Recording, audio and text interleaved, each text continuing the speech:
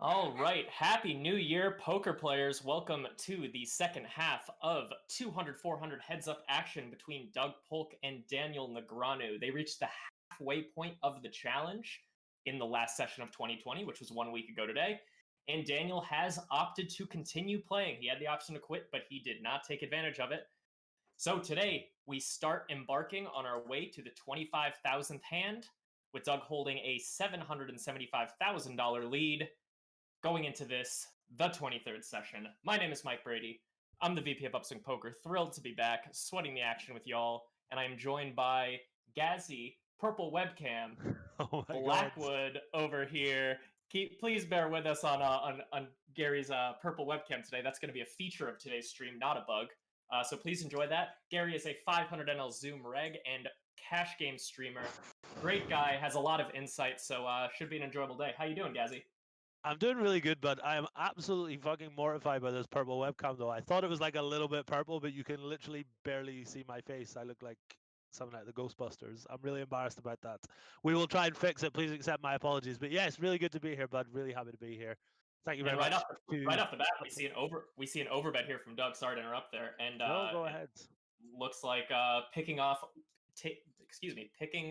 where we left off in the last session with Doug going for the overbet bluff and Daniel sniffing him out. Daniel calling with two pair there. He drags the first big pot of the session, about 15K. Yeah, very nice start for Daniel. Indeed. So, chat, how you guys been feeling? How was your new year? Please let us know. We missed you guys. We missed seeing all the wonderful stuff you have to say. Doug winning a small showdown there on the left. Daniel, the cheeky king high call there. Interesting. Yeah, seems like a good call there with the king of spades blocker and king high on a double paired board. Doug with a nice value bet, though. I'm not going to lie to you, mate. I've played one session of poker since Christmas Eve, and I was very drunk at the time, so I might be a little bit rusty. You keep me right until I'm back to normal for the next 5-10 minutes, okay? Yeah, sounds good. Yeah, for those who didn't know, Gary actually had COVID for the last 2 weeks or so, and he had to actually he was scheduled to stream a couple times for us, and unfortunately had to sit it out due to his symptoms. But we're happy to have him back. It's good stuff. Glad he's feeling better. Man. It was I never got my test back, which was really weird because the NHS is normally quite good. But considering the fact that I felt like I was about to die, I'm pretty sure I had COVID. Let's have a look at the right hand table. We have a pretty big pot brewing as Doug bets 2/3 on the turn. Did you pick up the action before the turn, Mike? Yeah, it was just a 3-bet pre-flop from Doug, and then a C-bet on the flop, and then he double-barreled the turn. I missed that one, but yeah. Okay, interesting river. Let's see if Doug elects to put all the money in. Yeah, Not Doug a great river for Doug. He does check. He's got about 2/3 pot behind. Let's see if Daniel decides to take showdown or stick it in. I think we're going to see a stick it in. If he hasn't checked back yet, I think we're going to see a stick it in. Our first 80K pot of the night, potentially.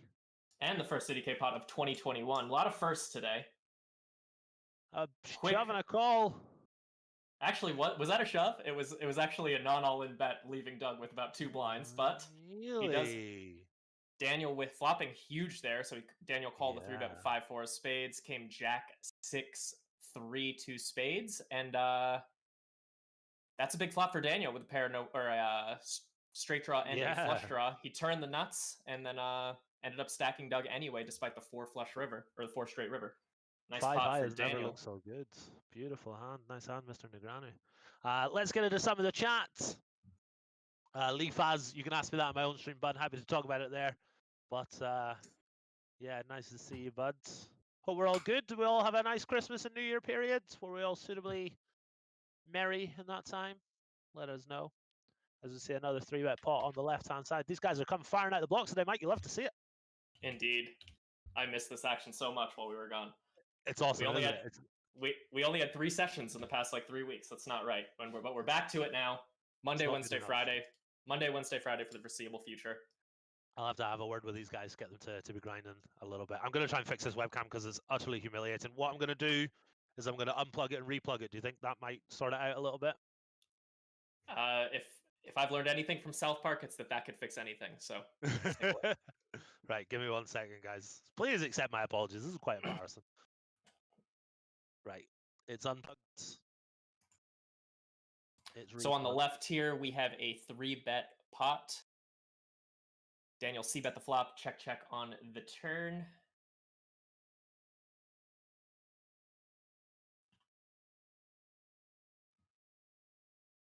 Gary, do I still have your volume? Yeah, can you hear me? Okay. Yeah, you're good. Cool. We're a little less purple now, so I'm very happy with that. As we see Daniel win that pot as well. Doug can't buy a win so far today. Yeah, very, very bad start for Doug today. Just a buy-in, but not a good start. Not how you want to start off the new year. It's not the best, is it? Very funny, Jimmy. Please change me back now.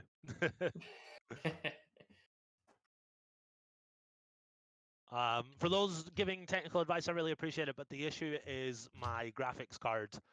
However, I do have a brand new computer that I recently purchased, just haven't got around to setting it up yet. So hopefully when I'm back in the booth on Friday, we will be a lot less purple because this is carnage.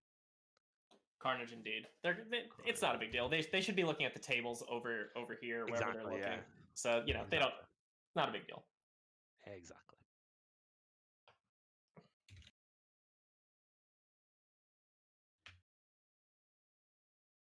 $6,900 in the middle. I was going to say, how was your own Christmas and New Year, Mike? Did you get up to much? Yeah, not too much. We went and visited my girlfriend's parents for a couple days for Christmas, and New Year's we kind of just hung out. Didn't really do anything. So on the left here, we had a check raise from Doug on the flop versus Daniel's c-bet, kind of 40% c-bet. Daniel called, and now Daniel's potting the turn after Doug decided to check. Check call from Doug. It's an interesting turn size from Daniel. I quite like it myself. Quite like that pot size bet from Daniel there. Let's see what he elects to do on the river. 1.5k, sorry, 1.5 SPR. Is he going to go for it all? Is he going to leave Doug with two bigs like he did a minute ago? What's he going to do?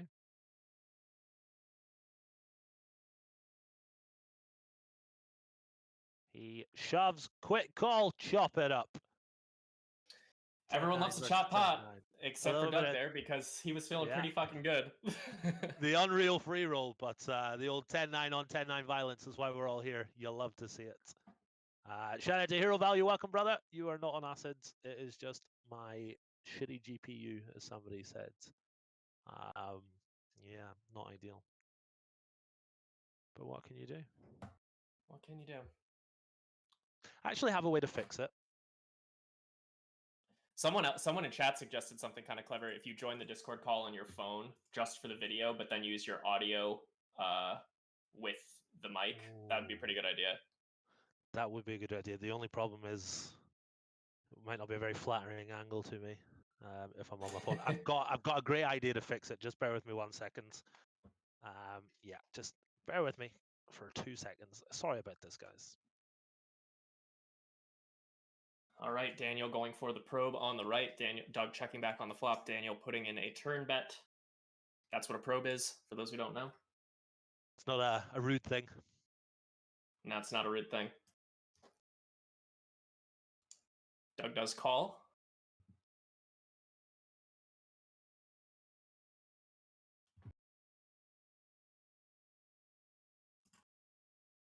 He's going to check down on the river. Doug's going to win with a pair of sixes. Interesting probe there from Daniel with ace high. Not typically the type of hand you see probe too often, but kind of those ace highs. Like you're basically going to get called when they have a pair, and or a better ace high even, and then when they have a hand like queen high no draw or whatever, they're just going to fold. Though actually Daniel's turn bet might actually function as a bit of a value bet, where some hands that Doug can have like a king 10 or something. So it's kind of interesting, but definitely a bit of a merged move from Daniel there. Doug here breaking out, or a moment ago, sorry, I was looking at the stream. He broke out the quarter pot lead on the paired turn on the left. It did get through.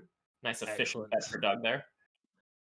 Excellent stuff. Guys, bear with me 1 second. Please accept my apologies. We will be ready to go in just a few minutes. I had to turn the webcam up because I don't want anyone to see my fat ass as I got the Ethernet cable out.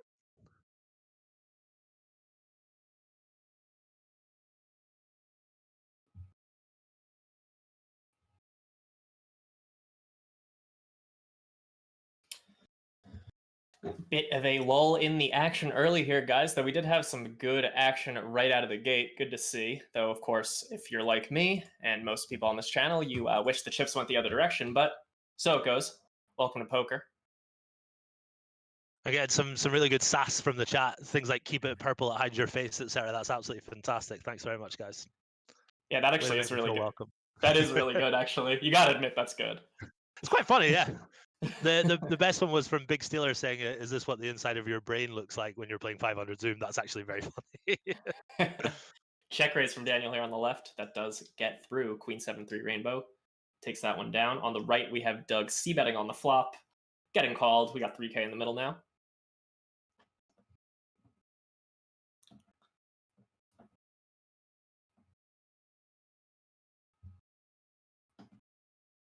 Check, check on the turn on the right. What we can do, I think what we should do if it's still giving you trouble, is we should just throw up an image of you and just do audio only for today. No, I'm about to fix it. Just give me 1 second. I'm going to have to hang up on Discord and Skype, but I'll be back in just 1 second and I'll be ready to go. Okay? Yeah, sounds good. I got Awesome, you. man. I'll just be 1 minute. Please accept my apologies, guys. I'll just be 1 second.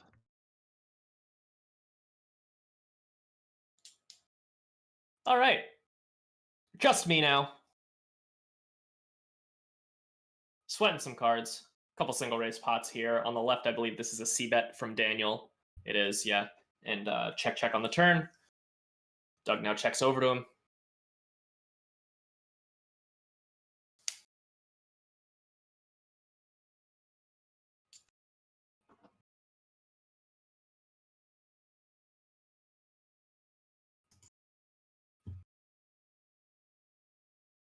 Some very normal commentators here for you guys today. Mike Brady and Gary Purplewood, aka Grimace. 8K in the middle on the right now with Doug check raising pretty big on the flop. He made it 3K over 760. Daniel dragging a nice pot on the left with 2 pair, getting that pot-sized river bet value bet through. Rather not getting it through, getting called. Can you hear me, Jimmy? Sorry, can you hear me? Yeah, I can hear you. Excellent. Right, let me see. How are we looking, guys? It looks good now. It doesn't look Looks like a lot the issues better now? today. Yeah. Hey, fantastic. I'm curious what you did, but let's first see this 8K pot developing on the right. Running kings to complete the board after Doug check raised big on the flop. Doug's now going to go for that block, about 1/3 sizing. It does get through, so Doug drags that one. Daniel's still up about a buy-in today. Fantastic, excellent, glad to hear. Okay, so what I did was I disabled my Intel graphics driver, and that fixes the purple webcam issue, but it only gives me one screen. So I whipped out the laptop, connected the Ethernet cable to it because the Wi-Fi isn't good enough, and I've got the Twitch chat on the laptop. There we go. Hell yeah. That's how we paste together a stream for you guys. The Good things, stuff. I mean, we could have done this before the stream started, you might argue, but the things that we do in-game for you guys to bring you the action. Awesome. Yeah. Okay, let's do it. Let's fucking do it. We're live. They know things happen on live streams. What are you going to do? Exactly, yeah. That's very true. Although the lack of fixing it beforehand is not good enough. Friday will be... Oh, I was going to ask, who you in the booth with on Wednesday? Yeah, so on Wednesday, which is the next session for you guys, it's going to be myself and Primordial AA, aka Brian Pellegrino. Oh, nice. Heads up sit and go player. Now more of like a crypto and kind of Pokemon card investor. He's kind of not too much of a poker player anymore, but he used to be one of those top heads up SNG guys. So he's got some interesting stuff to say, and also he just has been a part of the poker community for so long, really embedded in it, that he has a lot of interesting stuff to say. So that's really cool, yeah, man. that'll be fun. That's awesome. That's really cool. And then on Friday, it is going to be Gary B, the guy right below me, Gary Hackerman Blackwood, and a TBD guest. We're not sure who yet, but we will see. I've heard a rumor of who it might be, and all I can say is I've got my fingers crossed that it is this guy, because it's going to be a lot of fun. I'm gonna have to try and keep him in line though, so it's going to be a bit difficult to call the action and keep him in line. But we'll see. We'll see if he's available first. We'll see indeed. So on the left here, we have Daniel 3-betting to $4,000. Getting called by Doug. check from Daniel. It's quite surprising to see him check this board. Would you agree with that, Mike? I mean, he's going to check it sometimes, but very, very low frequency. The Yeah, king it's one high of those boards situations you just expect him to c-bet a lot. Not to say For every sure. hand should c-bet, but most should. So usually expect to c-bet. Yeah. Daniel breaking out the overbet on the right. I believe this is a river probe, so Doug just betting the turn or betting the flop. Check turn.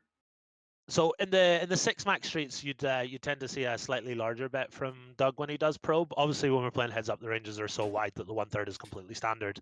But the king high boards are so good for the three better that you generally don't want to bet them that often. And when you do bet them, you want to bet them a little bigger. But obviously, that's a six max strategy, and we're playing heads up where the ranges are pretty wide.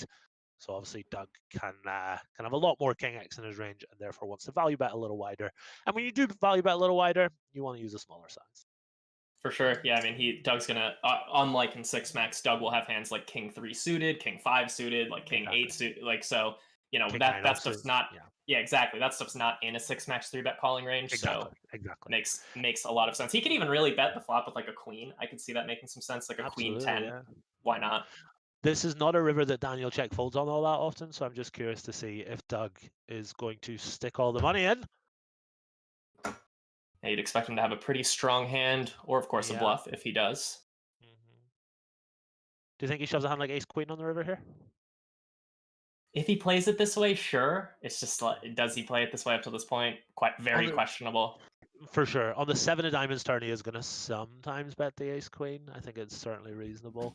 But yeah, like I say, I'm certainly not criticizing Daniel for his line, but you'd expect to see him c-bet the flop quite wide, and not very often folding the river when he does take the check call line. But For sure. Doug scraping in the pot. It's been a tough start for Doug today, so it's good to see him pick up a couple of pots. Quietly, a 28k pot developing on the right. So this is a 3-bet pot. Doug 3-betting, c-betting on the flop, and then betting pretty big on the turn. He bet 8k into 12 on the turn. So we've got about one pot size bet behind. Let's see if Doug decides to stick the rest of the money in. Pretty much all his value hands are happy to shove this river. Does have ace king. Oh, Daniel rivering the set of nines. That's going to go to Daniel. Another 80k pot going Daniel's way. Doug with a heater. Indeed, Doug with a very strong hand there, ace king, clear value jam. Daniel's going to call all worse king X, and maybe even some hands worse than that. So yeah, absolutely, some ace highs and stuff. And Daniel's line, of course, completely fine as well. You're not going to be folding a pair of nines in that situation on the flop or the turn, so pretty standard stuff. Just unfortunate for Doug. A friend of mine in real life, Ricky G, says, Gazzy B, I've not seen your face this purple since the deck chair incident. The deck chair incident occurred when we were on holiday in 2015, and I was trying to chat up some girl, and I sat on a deck chair and went right through it, and my face was pretty purple at the time. So thanks very much, Ricky G, for reminding me of that. Really appreciate it, but good times. Yeah, tough start for Doug tonight, but obviously it's very early. What sort of volume can we expect from these guys this evening? I know they've been playing a lot of longer sessions lately. Obviously, the last one was quite short because it was to get them to the 12,500 hand mark. Right. But do you think we'll go longer than 2 hours tonight, or do you think it just depends? Yeah, so some people, this is going to be repeating for some people who have been tuning into a lot of streams, but for those who don't know, as Doug wins a nice pot on the left with a rivered flush for Daniel's sixes. Not bad. Doug opting not to value bet that river on the double paired board. Makes sense. It could also be a hand that makes sense to value bet. But anyway, initially, Doug really wanted to play 4 days a week. That was sort of the initial agreement these guys had. And then Daniel kind of realized like he doesn't want to play 4 days a week. It's a little bit too intensive, like throwing a day on a Saturday or having to do 3 days in a row if you do one during the week. And then Sundays off limits because Doug loves watching football. So basically what the guys kind of agreed to do is they're going to play 3 days a week, Monday, Wednesday, Friday, but they're going to make a good effort to play longer sessions rather than just the minimum 2 hours that we saw a lot in the early sessions of the challenge. So I would probably expect 2.5 is kind of the minimum that I would expect to see, and then 3, 4 is possible. And then the longest session we've seen is 5 hours so far. So you never know. Could be up to that.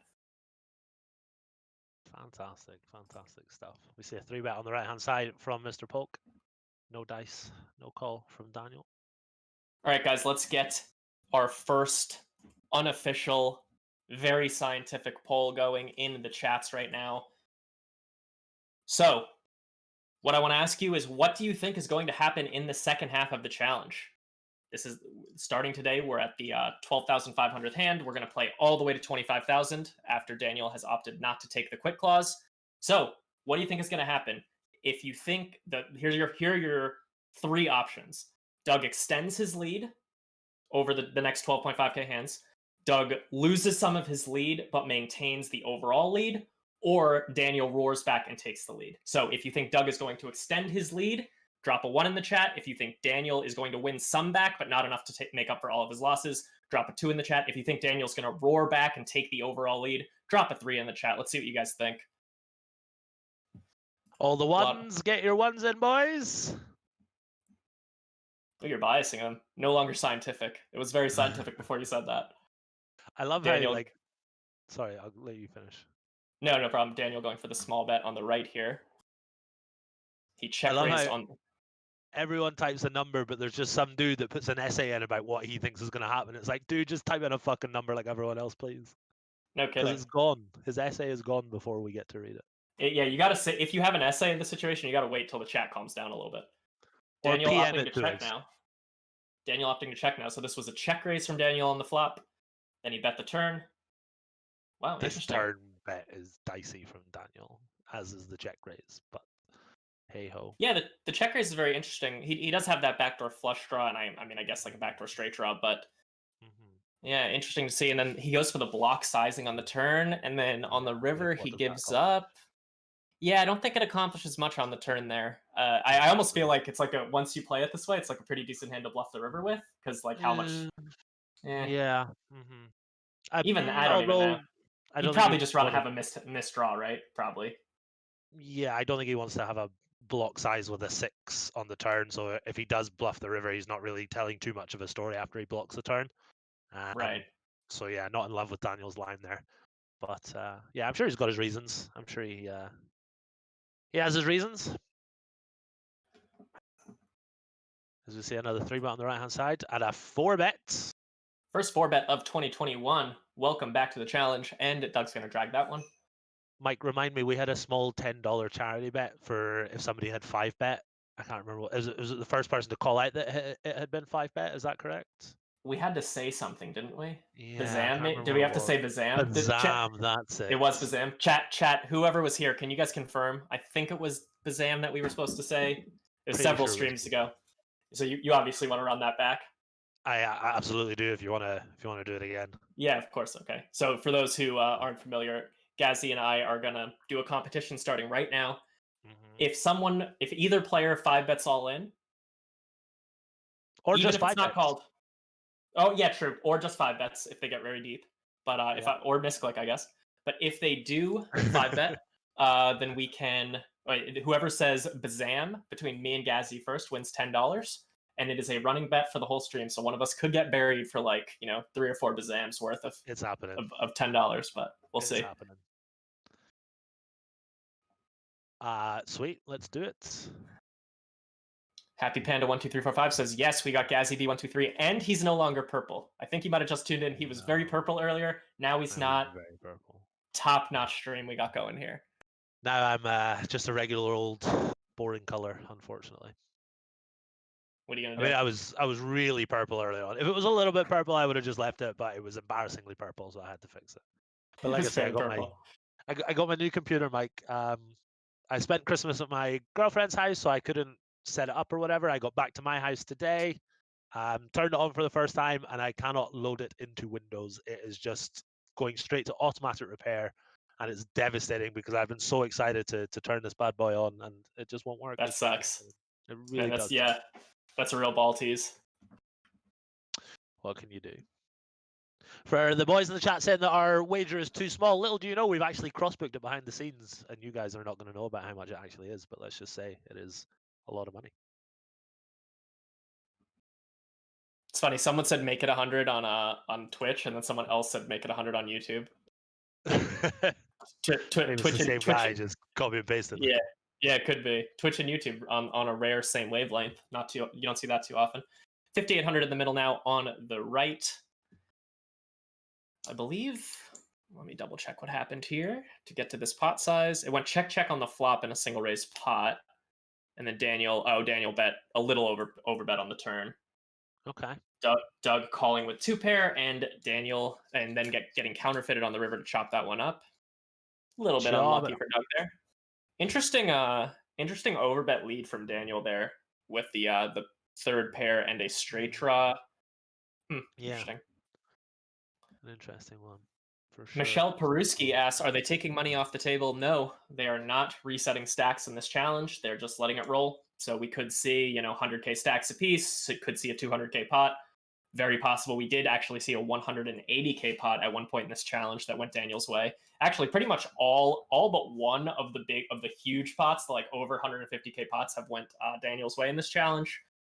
Mhm. Most of them were, they were in the biggest one. Doug had a pretty questionable flop float with 6 high and a backdoor flush draw that he ended up hitting the flush, but Daniel had a 1 higher flush, Yes. just totally picked for 180K pot. So, that was one of them, and then a few others. It was pretty standard stuff, but pretty much all of them have went Daniel's way. Yeah, that one, Doug was like, "Oh, I'm gonna just float the flop here and see what happens," and it ended up costing him quite a chunk of money. It was quite unfortunate, wasn't it? Indeed, he could have just been minus 4K in that hand if he just let it go on the flop, but exactly. that's not how he plays poker. He tries to play reasonable. No, that's not how he should play poker either. Let's not be Indeed. results oriented. Daniel dragging a nice one on the left there with 2 pair. I'm sure he wanted the pot to be a little bit bigger, but he's going to have to settle for 10.5 blinds going his way. Notice some interesting changes in Daniel's game. It's been quite cool to see the improvements that he's made from the very first session where it was kind of like, oh my god, this is going to be a bloodbath, to, well, he's still losing, but he's certainly plugged a lot of his leaks. So props to Daniel for being in the lab. Yeah, definitely. He's definitely improved quite a bit. Yeah, absolutely. And obviously he'll be working with his team behind the scenes. He'll be doing all his studying, etc. But one of the best ways to improve is to play against great players. And whilst Doug is no longer the best heads up no limit player in the world at the moment, he's still pretty fucking good. So Daniel's going to learn a lot from playing against somebody as quality as Doug Polk. And as we mentioned last time, Mike, this is when Daniel improves his game so much, he can take it into these these tournaments he plays with a weaker field, etc. When he gets short-handed and heads up in his tournaments, he's got a lot more experience. So whilst this has been quite expensive for Daniel so far, I would imagine that he's going to improve his poker game quite a lot, to the point where he's probably going to make some money overall from this challenge in terms of how much it improves his actual game. Yeah, I honestly think, considering, Daniel loves poker. He's going to be playing poker till he's 80 for sure. Almost certainly. He's one of those guys. As Doug pots the river here on this 5 flush board, will be interesting to see what happens. Check down pot. Yeah, so I think even if Daniel lost say an outrageous number, say he lost 2 million in this challenge, I would still not be surprised if overall the challenge proves to be plus EV for him after 20 years or 10 years or whatever amount of time. Because he plays a lot of high roller tournaments. He plays a lot of televised, not that they're happening too much these days, but televised cash games and things like that. And if he's increasing his EV in all of those future games from getting a lot better at poker in these few months, he can afford these losses in that way. He can afford them anyway. So he's a rich guy, but yeah, Daniel will have never thought about how 2 ranges interact with each other so much as he has in the past few months, and that is the key to poker in this day and age. Is how does my range interact with this board? How does my opponent's range interact with this board? And why can I do these things given how my range interacts with this board? And that is the one thing that will have improved so much in Daniel's game. And even though live 900 MTTs and heads up no limit online are completely different games, it's all about how you think of how you perceive the ranges to interact with different boards and different textures and things like that. So even though they are completely different formats, Daniel will still have improved so much at that. So yeah, I completely agree. I think he's going to take a lot of that into his future tournaments and his future cash games and things like that, and it'll help him out a lot.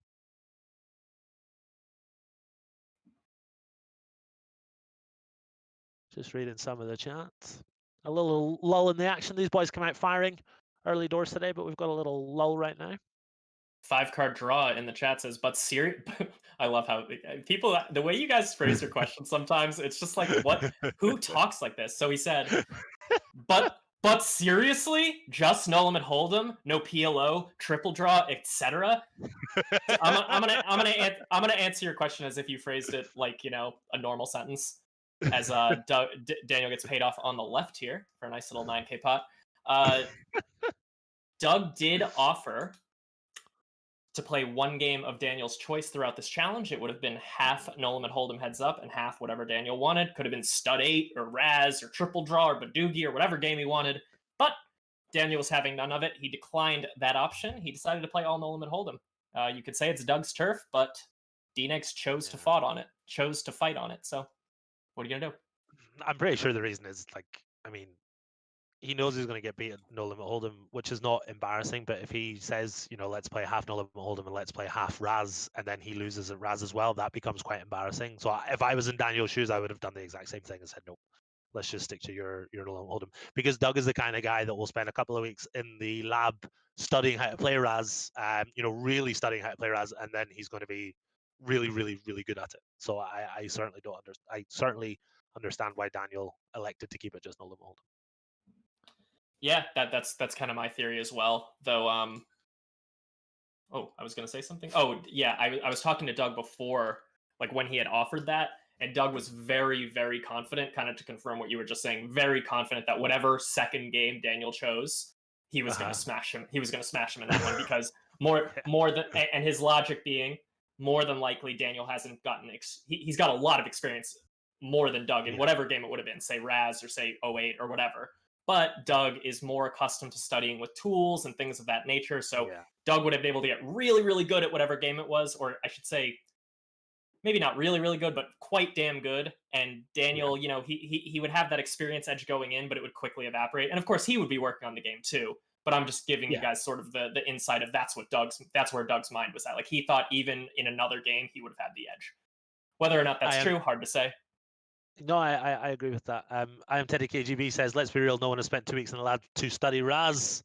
Maybe one of us should, and then we'd just be the best Raz player in the world. We'd overtake Phil Hellmuth and just be the best Raz player in the world. Yeah, Hellmuth. If you want to learn how to get really good at Raz, go check out Mixed Game Mastery on Upswing Poker. Covers other games too. Triple Draw, 08, Stud 8, Stud. Jake Abdallah, aka J Llama, did an amazing job on that course. So go check that out if you want to get amazing at mixed games really fast. A couple big pots brewing here. Not much. No. I was going to say, do you play any mixed games?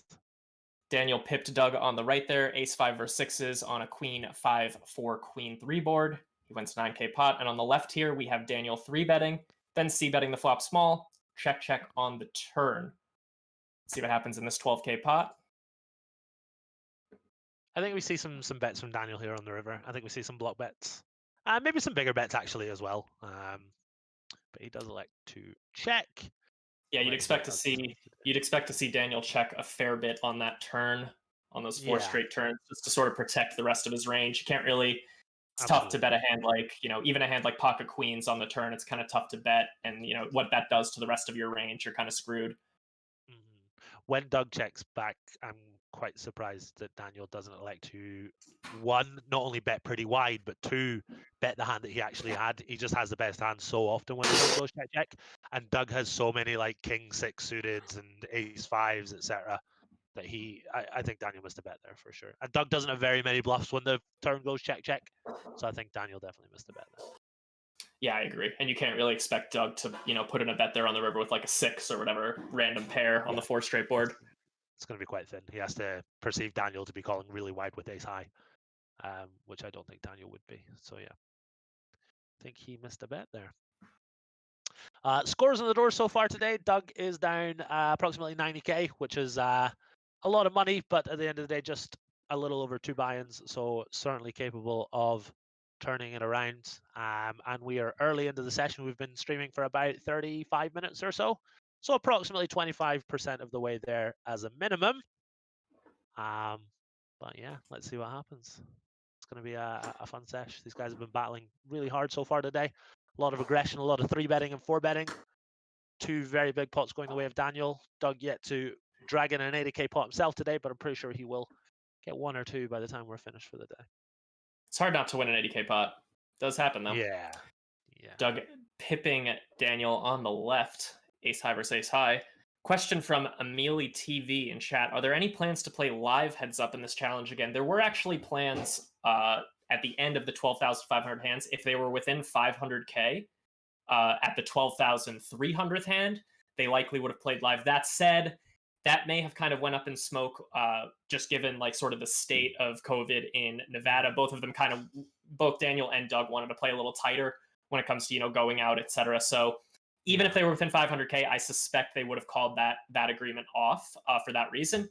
But that said, I do expect maybe the last 200 hands to be broadcast live, regardless of the win margin. But hard to say. Awesome. I think that would be awesome. I think it would be really good. For sure. Doug, what Doug basically said to me is he wants to give Daniel those like he knows Daniel wants to play a little more live if he could, like say no COVID especially, like he want to play a little more live. So Doug sort of wants to give him, throw him that bone, if you will. Get them vaccinated, get a dealer vaccinated, and get them in the Rio and just grind it out. That's what I say. The Rio, Jesus. Why the Rio? Maybe not the Rio. Sorry, Aria, my apologies. That's where the studios are. My apologies. Yeah, there you go. What's wrong with the Rio, man? Oh, wow. Hold that thought as we've got a big overbet and then a big raise from DNeggs. A very quick raise from DNeggs on the left-hand side. 2k in this pot going to the river, and all of a sudden, it has the potential to be absolutely huge. Doug thinking about it. Daniel with a sneaky pocket threes. Catching the 2-outer on the river. Yeah, that would make a lot of sense, wouldn't it? Doug in the tank here. I know most people are looking for a fold in the chat. I'm looking for a jam myself. He's never bluffing if he jams, but he does elect to let it go. A very interesting hand there. Very small pot. Doug electing to 2x lead the river, and Daniel with a very snappy, very large raise. Very interesting one. Yeah, interesting. Yeah, going back to our discussion, not a fan of the Rio, Mike? It's fine. I mean, it's kind of dirty and, Yeah, it's not the greatest, but I personally love the Rio. People get, well, of course you do, because you come across the Atlantic or whatever, and then you like pop over, and that's the place you spend all your time. So of course, yeah, to you. But I've lived in Vegas a bunch, so like the Rio was like, oh, this is the time of year I got to go to the Rio, like get robbed or get Legionnaire's disease, as Wompy Womperson's talking about in chat. Yeah, not the best, is it? Still though, I absolutely love the Rio. Just so many good times there. Like playing all night with the boys and getting on the cocktails and stuff. It's one of my favorite casinos in Vegas. What about the rest of the chat? What's our favorite casino in Vegas? Not necessarily to play poker, just in general. Get your answers in. I'm curious to see. Yeah, that's a good question. Favorite Vegas casino? I got to think about mine. And Mike, it could be one that doesn't exist anymore. For example, if you used to love the Riviera, or one of those ones. Yeah, curious to hear. Buy Bitcoin says Flamingo. Me and my buddies got thrown out the Flamingo one night because my buddy wouldn't stop swearing. He wasn't being offensive. He just kept dropping F-bombs, and the dealers got offended and told us to leave. We were shooting dice and having a great time, and got told to leave. I've got a clear favorite. Like for me, there's like one that's way above all of the other ones, and then there's a big drop off, and then there's a handful there, and then there's a huge drop off, and then all the rest of them kind of in the same league. Just the same, yeah. Before you tell me, somebody has said Bill's Gambling Hall. Oh my God, I used to love Bill's Gambling Hall. One of the first times I went to Vegas. Let's hold that thought because we've got a 9k pot on the left-hand side. Good eye. And then Mike, you can tell us about your favorite Vegas casino. I got a story regarding Bill's Gambling Hall too, as we wait for this action on the river. Let's hear it. 6k from Daniel, about two-thirds. Mm-hmm. So this is just a triple barrel from Daniel where he potted the turn. Interesting decision to pot the turn. I should say. That's quite an interesting one. Yeah, go ahead. Do tell us everything. Yeah, so my favorite casino is the Wynn Encore for sure. Favorite two casinos. Okay. I love Wynn Encore. It feels so classy in there. They have really good nightclubs too that actually like have some space. And I mean, they're still nightclubs, so most of the time they're miserable. But it's possible to not be miserable in them. Where I can't say that about a lot of other clubs. So Bill's Gambling Hall was the site of there was this challenge that I don't know how widespread it was because my 2+2 friend I met on 2+2 told me about it, who grew up in Vegas. So maybe some of you have heard of this, but it was called the Gauntlet. So for those who don't know, Bill's Gambling Hall had a 50-cent $1 Nolan Hold'em game. So it was like as low stakes as you could get live. Like you don't see that. You never see 50-cent chips, let alone like a 50-cent dollar game. Yeah. So what the gauntlet was is you had to go to Bill's Gambling Hall, as we see a chop pot on the right, both with a jack. You had to go to Bill's Gambling Hall, buy in for $100 at the 50-cent dollar game. When you get to 200, you leave and you go to, say, a casino with 1-2. I can't think of one off the top of my head that isn't owned by Sheldon Adelson. So what you go play 1-2, you go play 1-2 somewhere. Then once you build that to 400, that's now enough to play 2-5. So you go play 2-5, likely in the same casino you were in. If you could run that up to I think it was 1K or maybe even just 800, like the minimum for kind of a normal amount for 510, then you'd play 510. If you could spin that to 1600, then you play 1020, and then if you can get to like 4K, I guess you ran the gauntlet. Like that was the whole gauntlet. So that was called running the gauntlet. But the brutal thing is, like, if you tried to run the gauntlet, I knew a few people who tried. You never really get past Bill's Gambling Hall. Maybe you do when you go to the second place. But if you like bust your 200 at the 1-2 place, you obviously, how could you go back to Bill's? You know, so I don't know if anyone has ever successfully completed the gauntlet, but that is incredible. Well, I absolutely love the gauntlet. Let's hold that thought for 1 second as we have a 3-bet pot on the left-hand side. The 997 rainbow. Going to be pretty good for Doug. He's going to 3-bet all his 9/8s, his 9/10s, his jack 9s, etc. At a pretty reasonable frequency. So not too scary for Doug. For Doug's range, I should say. He'll X2 bet. It's not quite 1/3. It's not quite 50%. It's around about 40%-ish. We get a call from Daniel. Turn is a 5 of clubs. A bunch of gut shots. A bunch of flush draws now possible. Let's see a decent amount of checking from Doug here, but he is still going to bet as well. Like I say, he's got a lot of 9x in his range. Daniel has plenty of flop floats here. Hands like Jack 10 suited, Queen 10 suited, etc. We see a small bet from Doug on the left-hand side. He bets 1/3 on the turn. It's an interesting size. It does still allow him to shove the river if he wishes to do so. Let's see what Daniel decides to do. It's a pretty cool bet from Doug. Like I say, he folds out a bunch of those Queen Jacks and Queen 10s that Daniel has that can't really continue on the turn. Right. Now that is an interesting river. Very 4 interesting. double pairs. Backdoor flush completing. Both players going to have loads of that flush. Yeah. Daniel especially, I think. 7x. Ooh, Doug's going to be happy to drag that one with 10s. Doug is going to breathe a sigh of relief and drag that one in. Pretty nice hand for Mr. Polk himself. Yeah, that gauntlet story is class. That's really cool. Did you ever run the gauntlet yourself? I didn't even try, man. It sounded miserable, but I had some friends that did. Shout out to Jay Farber in chat, pointing out that it's actually the Cromwell now. Oh, yes. R.I.P. Bill's Gambling Hall. It is now the Cromwell. That's the one that Dre's nightclub is on top of, right? Yes, that's right. I've been in Dre's a couple of times. I've got a pretty cool Jay Farber story. I'll let you go first, though. Well, just a quick thing. So as Doug's 3-bet on the right gets through, so there's like, you ever see those? There's these types of shows where they just get like between 10 and 20 strangers to just like go to a location and just like be together, and they play some sort of game where they all get voted out incrementally. Like there's a bunch of games like the Survivor, Big Brother, like big ones, but there's other ones, smaller ones, like, you know, the Challenge from MTV and stuff like that.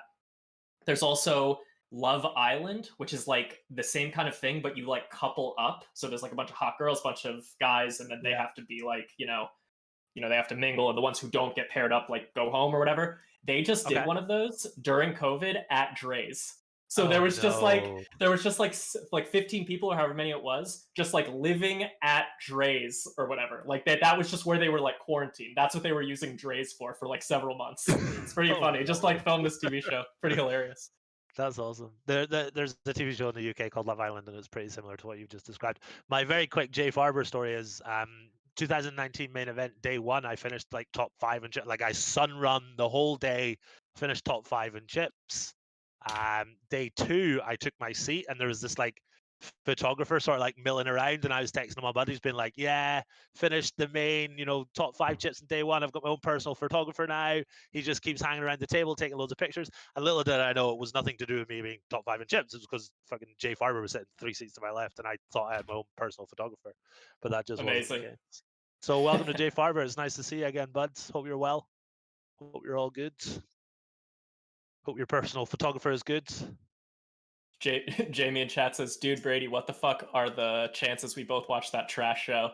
Really is trash. I do not recommend watching Love Island. Just to be clear, everyone, do not watch Love Island. I just saw the promos for it, but I don't want to steer anyone wrong. I don't want to get like mean tweets later, like, "Hey, I watched that show you recommended." The UK version is awful. It is god awful. But some of my like male poker friends, they absolutely love it. They like binge watch it on like catch up TV and stuff like that. Amazing. Let's have a little look at the right hand side. We have So Doug check raise. Yeah, so Doug check raised the flop here, and now he's blocking the turn. Gets called. It's an interesting decision to block the turn. I'm sure Doug obviously has his reasons. Let's see what he likes to do on the river here.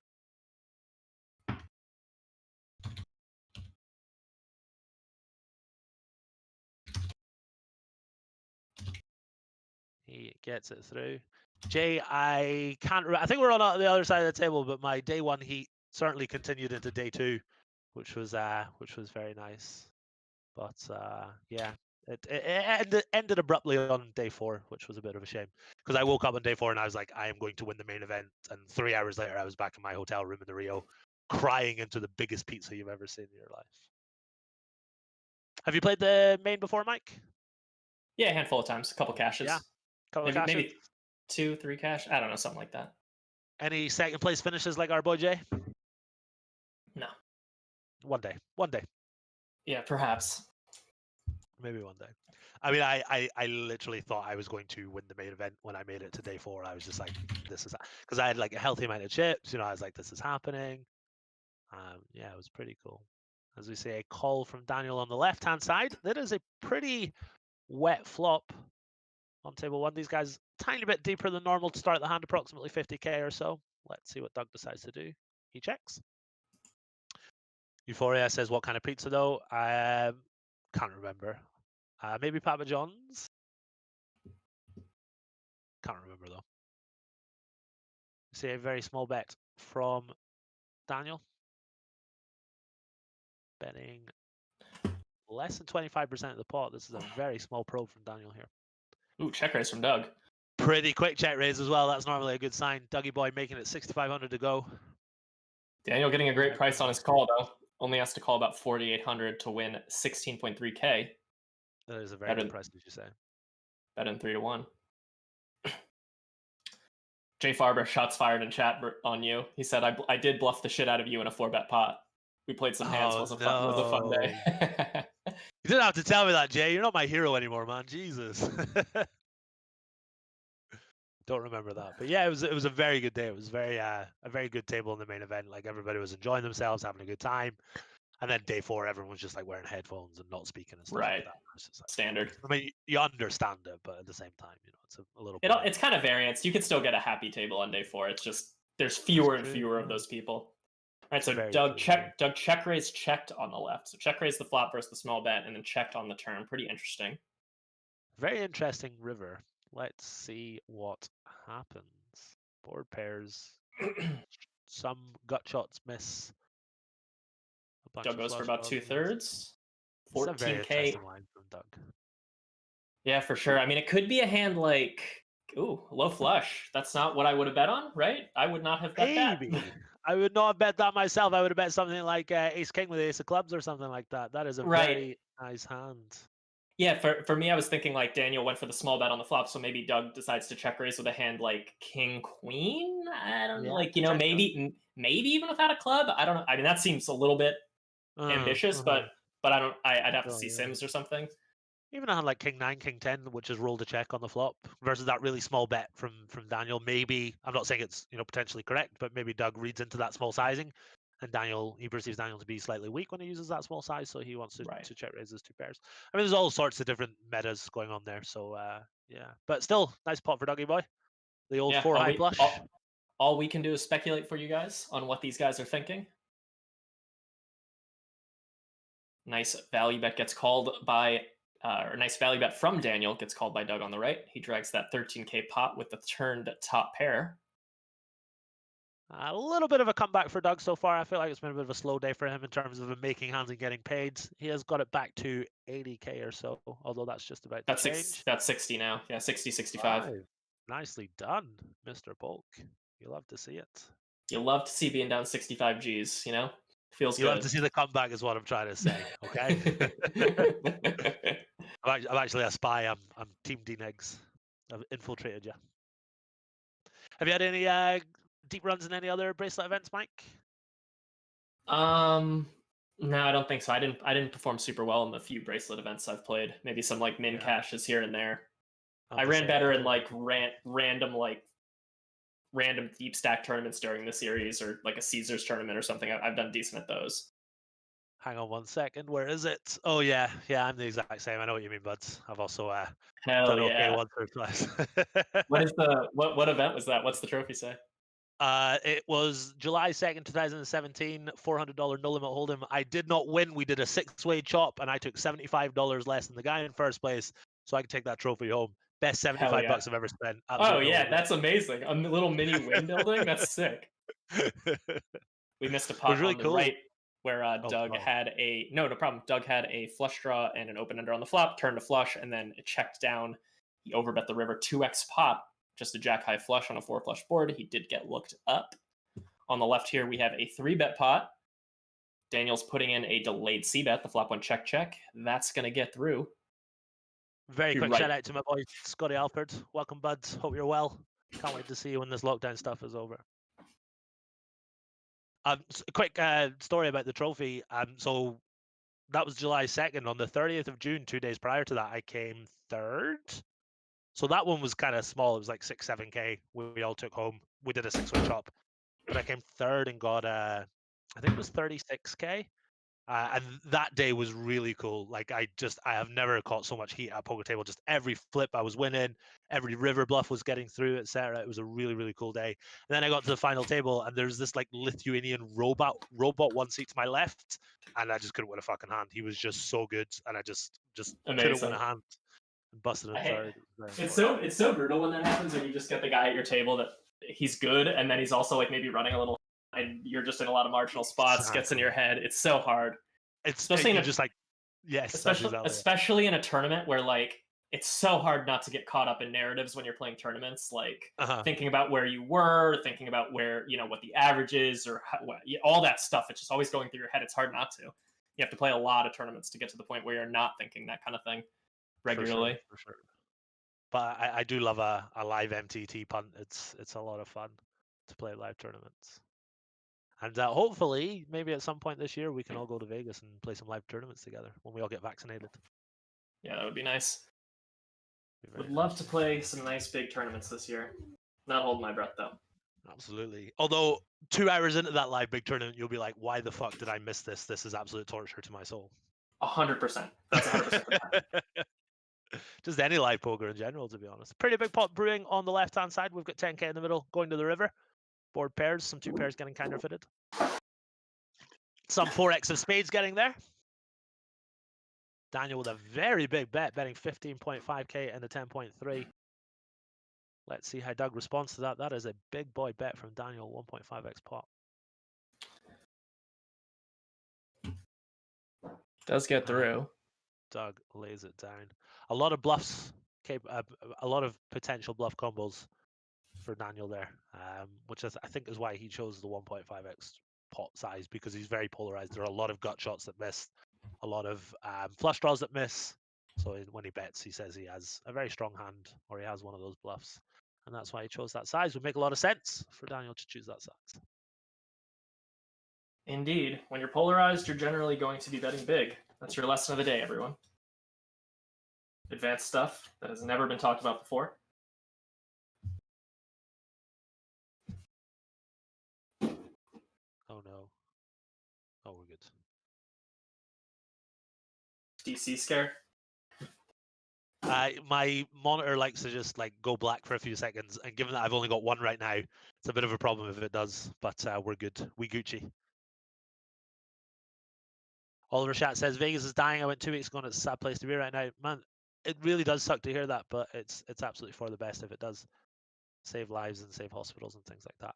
That's my own personal opinion. I know that's. Let's not get into the whole COVID debate thing, because it's a very touchy subject for most. But what was it? I am curious to know, Oliver. What can you describe it a little bit?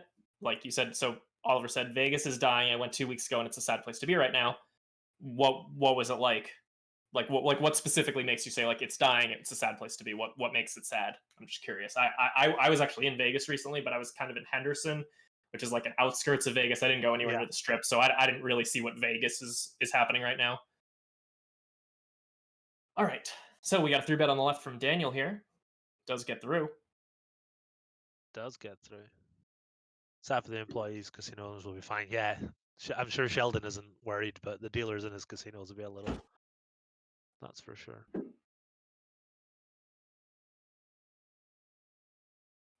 Tree Poker says, "Yeah, I've gone to the poker rooms on the Strip a few times. The poker rooms are okay, but the casinos are empty." Really? That's interesting that the poker rooms are still doing okay. Yeah, poker people. They're dedicated. They want to grind. They love their poker. Yeah, got to make that money. C. Casson says, "Stuck to the 1-2 uncapped at the Nugget." Mike, I think you're asking me. I've never played that game, but I've heard great things about the uncapped 1-2 at the Nugget. I've heard like people buying in for like 10 G's at this 1-2 game, and then like some rich guy will walk in with like a suitcase. Like I think it was like the same rich guy every time with the same suitcase. Like he'd pull out like 20K, and then someone might cover him, and they're playing 1-2. People are opening to like 9, and you have like 10 G's behind. It's so funny. That is amazing. I've played that 1-2 game in the where was I again? The Golden Nugget? No. The Nugget. Yeah, the Golden Nugget. Yeah, but Cash plays at the table as well. It's so romantic to see Cash on the table. It's just so cool. Like some dude will be sitting there with just like $500 in chips and then like $500 in cash, and it's so cool because when you bet and you want to bet like $104, you put in $100 bill and $4 in chips. It's so fucking cool. Reminds me of like high stakes poker back in the day. Yeah, of course, of course. Speaking of which, it looks like these guys are going to take a very quick break. D-Nice maybe needing a pee. Have you seen the new series yet, Mike? Yeah, I've watched the three eps. There's been 2. How many has it been? I think there's been 3 now. Yeah, fourth Yeah. one coming out in a couple of days. What are your thoughts so far? Are you enjoying it? I'm glad to see Nicky P doing pretty well. He didn't run so good in that last session, but he found a chop with a good hand versus a worse hand all in pre. But what are you gonna do? Not too bad. Love to see an upswing coach getting in there and doing well though. I remember he like the ace on the turn of the second board, and he just starts like dragging his chips back, and he must just be like, "Fuck's sake," it must be really frustrating. Yeah, that was an interesting. It seemed like a loose. For those who didn't see it, the action was pretty interesting, and we have a lull in the action, so whatever. It goes open under the gun from Nick Petrangelo. They're playing like 200, 400, 800 with a 1600 straddle, I think, right? I think that's correct. Like that. There might have even been 3200 on, but I'm not going to say the big blinds. I'll just say the action because I don't remember the exact. It was amounts. It was just 1600 because he opened to 4K, so it would have been 1600. Got it. Yeah. Perfect. So Nick opens to 4K. He gets, I think, 2 calls, maybe just one of them being JRB. Then Bryn Kenny squeezes, I think, on the button, maybe in like the small blind with Ace King. We get a cold call from Jax in there, and like Rick Solomon with some peanut butter sandwich that he calls with. Then it gets to Dwan, who's in the straddle, and he just cannot help himself with 9-8 of spades. Puts in the cold 4 to like 70 Gs. Gets back to Nick, who jams it in for like 200K. Then it gets back to Bryn, who rejams with Ace King, which seems loose. Like it seems loose to jam Ace King there. I mean, Bryn's gonna know better than me for sure. Especially, I mean, there's so much dead money there. You know the guy who flatted Jax, the guy who flatted Ace 5. They're out of there, and Durr is like way too wide. So it does make a lot of sense. But I think it's okay. How bad can it be, right? I mean, I mean, you get Ace King, like it's what can you do, But I mean, given the straddles on, right? Nick's gonna have Ace King and Queens there, right? Like for sure. Yeah, absolutely. Yeah. You might even have Jacks, like Jacks. Jacks kind of dicey, but Queens plus. And if he's got all combos, this is gonna sound really nerdy, but if he has all 16 combos of pocket Queens, then your Ace King is. You mean six? Sorry, not 16. Yeah, 16 of Ace King. 16 of Ace King. Yeah, that's what I'm trying to say. If he's got all the combos of Queens, then your Ace King shove is fine. Sorry, if he's got all combos of Queens and Ace King, then your Ace King shove is fine. Which he does, so it's fine. And with all that dead money in there, just stick it in. What's the worst that could happen? Ping an ace on the turn in the second run out, take your money back, chop up the dead money. Easy game, easy life. Indeed. Sorry for the spoilers, those who haven't seen it, but maybe you'll I mean, it's one hand. Pissed everyone off there. We see a 3-bet on the left-hand side from Mr. Micro 6 myself, Doug Polk. Does get through. Been a lot of 3-betting and 4-betting today. It's been a lot of fun. For those of you in chat who have watched the new season of High Stakes Poker, what's been the most memorable hand you've seen so far? Kind of curious to see what has stuck out in your guys' minds. There's been some good ones. It definitely doesn't quite have the allure and the magic that the old seasons of High Stakes Poker does. Yeah. I would say it's maybe at 50 to 70% strength compared to what it used to be. I agree. But I agree. You know, still worth watching. I'm glad I'm glad they're making content. It's good to see. I think one of the problems they have is they have so many big names like Daniel and Patrick Antonius and Antonio, etc. That a lot of the casual viewers will know who they are, and then you have guys like Nick, who anyone who knows anything about poker, Nick is obviously a fantastic player. He's accomplished, he's very competent, etc. But these casual viewers, they might not know who Nick Petrangelo is. They might not know who Brandon Stephen is, for example. So I think they've struggled to pull in the big names like the Farahs, the Barry Greensteins, etc., which was kind of where the romance of high stakes poker came from for me, watching these old school guys like Jamie Gold and stuff like that. Just Jamie Gold just rifling money in every pot, every opportunity, and that's not quite there these days. Which is understandable. It's tough for them to recapture the magic in that sense. But I've personally really enjoyed it, as I know a lot more about poker now than I did back then. So for very different reasons, I've really enjoyed it. For sure, yeah, same here. The old seasons, I mean, they still exist. We could still rewatch them. They're never going anywhere. Those are so good. That's very true. Tom Dwan I'm a bit of a Durr fanboy, so anything that he's in, I'm happy to watch. We see an 8K pot being dragged in by Mr. Negreanu with his set of 4s. Slight lull in the action since these guys have come back. We've seen a couple of 80K pots so far this evening. Doug down approximately 65K, there or thereabouts. So yeah, only down a buy-in and a half. Certainly very capable of turning it around. Shout out to Toby Wilco. Welcome, buds. If you're the Toby Wilco, I think you are. Hope you're well in the world. Even if you're not, I hope you're well in the world. Sorry, that sounded a little rude. Somebody has asked, is Durr in the new season of High Stakes Poker? You bet your ass he is. Cold 4-betting the 9-8 suited like it ain't no thing for about 70K. I'm quite surprised he didn't just say fuck it and call it off whenever it went all in a call. Because, I mean, like, how bad is your hand really doing for another 130K to call or something like that? With like 450 in there.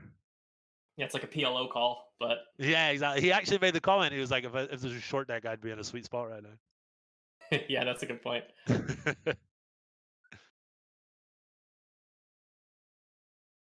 Good times. We'll see another 3-bet on the left-hand side from Doug Polk. Let's couple 3-bets here, actually. Couple of 3-bets, yeah. Can we see a 4-bet one time, guys? Mansgrove and Sump rating with a party of 59. Is that Sterling Cold? That looks like Sterling Cold's logo. But if that's Sterling Cold, shout out to Sterling Cold. If it's not, shout out to Mangrun's Sump. Whatever your name is again. I could have sworn that was Sterling's logo. Weird. We see a 3-bet and a C-bet on the right-hand side from Doug Polk. 4 diamonds on the turn. Not going to slow him down too much. See what he elects to do. The old poker after dark is my favorite. Guys betting red black. Ivy keeps betting, keeping tabs in a notebook. Yeah, man, that was another really awesome poker show. I just had Ali Najad just not saying anything, just casually like calling the action, and just hearing the table chat was really awesome as well. It's another great show from the archives. As we see a call from Daniel on the turn. 7-8 gets there. 20G babies in the flop now, or in the pot now. 28G babies. See if Doug decides to stick it in. He does. He shoves. No snap from Daniel, fading the ace-4 snap. Or the 5s, if it's anything like the 9 Sam that we saw earlier. Does Daniel Dougie boy have it? Yeah, Daniel perhaps in the tank with a hand like, a weak king, or maybe even a hand like pocket 10s, pocket 9s. Could consider this one. Even 7s could kind of consider it, blocking some of those straight draws that you're worried about. Yeah. Daniel pulling in a pot on the left-hand side for approximately 8K. As he thinks about this one, he is deep in the tank. Can he make the call? Oh, it's 10s, boys. It is 10s. 3-bet and triple from Doug. Small size on the flop. 2/3 on the turn. all in on the river. Chat, get your prediction in. What's going to happen in this hand? Hurry, type it in the chat. It could happen any second. Is Daniel going to call? If he does, with what? What's Doug got? Drop it in the chat. Is Doug bluffing? What do you guys think? You got like 5 seconds or so, I imagine, to There'll make be your a prize decision. to the winner, so go, go, go, go, go. Oh, never mind. Chacharon, the first one to say folds, you win. Fuck it. Free t-shirt. Tweet at me, at MBradyCF. Chacharon91. I'm going to tweet you right now pretending to be Chacharon91. Yeah, he wins That a t-shirt. was the... I'd be curious to know what Doug had in that hand. It was pretty tense. Daniel was deep in the tank. Obviously never folding a king. I just wonder how wide he was thinking of calling. Maybe on like ace-queen, he was deep in the tank thinking, you know, my ace-high might be good here. But not all that often on that river. Is his ace-high going to be good? A bunch of Doug's hands getting there. He laid down the queen high, was good though. Nice analysis on that. We like it a lot. Yeah, I'd love to see analysis. We did miss, I think Daniel made a hero call in that 8K pot that we like just kind of breezed over because there was the bigger pot happening. I think Daniel made kind of I think he made a sick call on the river, yeah. Yeah, he made a call with queen high. Props, yeah, it was fair play. Yeah, he had like a flush blocker and queen high facing, let's see what the action was. So Doug's c-bet the flop, check turn, bet the river with like 5-8, miss straight draw, flush draw, and then Daniel looked him up with the queen high. That's a pretty nice call. Doug is up the aggression pre-flop over the last few seconds. He has just 4-bet taken it down. He has 3-bet on 2 tables, and on the right-hand side we see a flop. Yet another king high flop in a 3-bet pot today. This one a little more connected than the last one. King 8-7 flush draw. Doug consistent with the sizing, uses around about 28%. 3-bets are in fashion, boys. Profit's profit. You are absolutely correct. I also love your screen name, but let's see what happens. Daniel's going to play some raises here. Elects to just call this time. And that is an action turn if I ever saw one. The ace of diamonds, an overcard to the board. And the flush completing. Doug going to play some checks here. He decides to check this time. And let's see what Daniel decides to do. I think do you expect to see, going off of your intuition, do you expect to see a lot of checking from Doug on this turn? On a lot of diamond turns, yes. On the ace of diamonds, I'm not so sure heads up. Probably betting it a little more frequently than like the 2 of diamonds, for example, but still checking it a decent amount. Yeah, makes sense. We see an interesting size from Daniel here. He bets 4,500 into 1,100. Not quite 1/3, not quite half. I mean, the brick of all bricks on the river. Just a complete nonsense card. So whoever was good on the turn is probably going to be good on the river. As Daniel pots it, and he pots it quickly. I think we're going to see a continue from Doug here. Whether he elects to shove or call, I'm not sure. But I think we're going to see I don't think Doug's going to fold here all that often. And I think it's going to be good. Okay, completely wrong. You went out on a limb. You went out on a limb, and it broke. And you fell onto the ground like Pooh Bear looking for honey. What are you gonna do? All right, guys, it's been fun, but I'm just gonna go now. Can't handle yet another one of those bad guesses. Yeah, I know. I'll give myself one more. I'm gonna put myself out there one more time tonight, and if I'm wrong, then I'm never coming back. 8-Bit Sout asks, did you guys expect D-Negs to continue the challenge, or are you surprised he did? It kind of depends when you asked me. If you asked me during Monday's session, like last week, I would have said he's for sure continuing.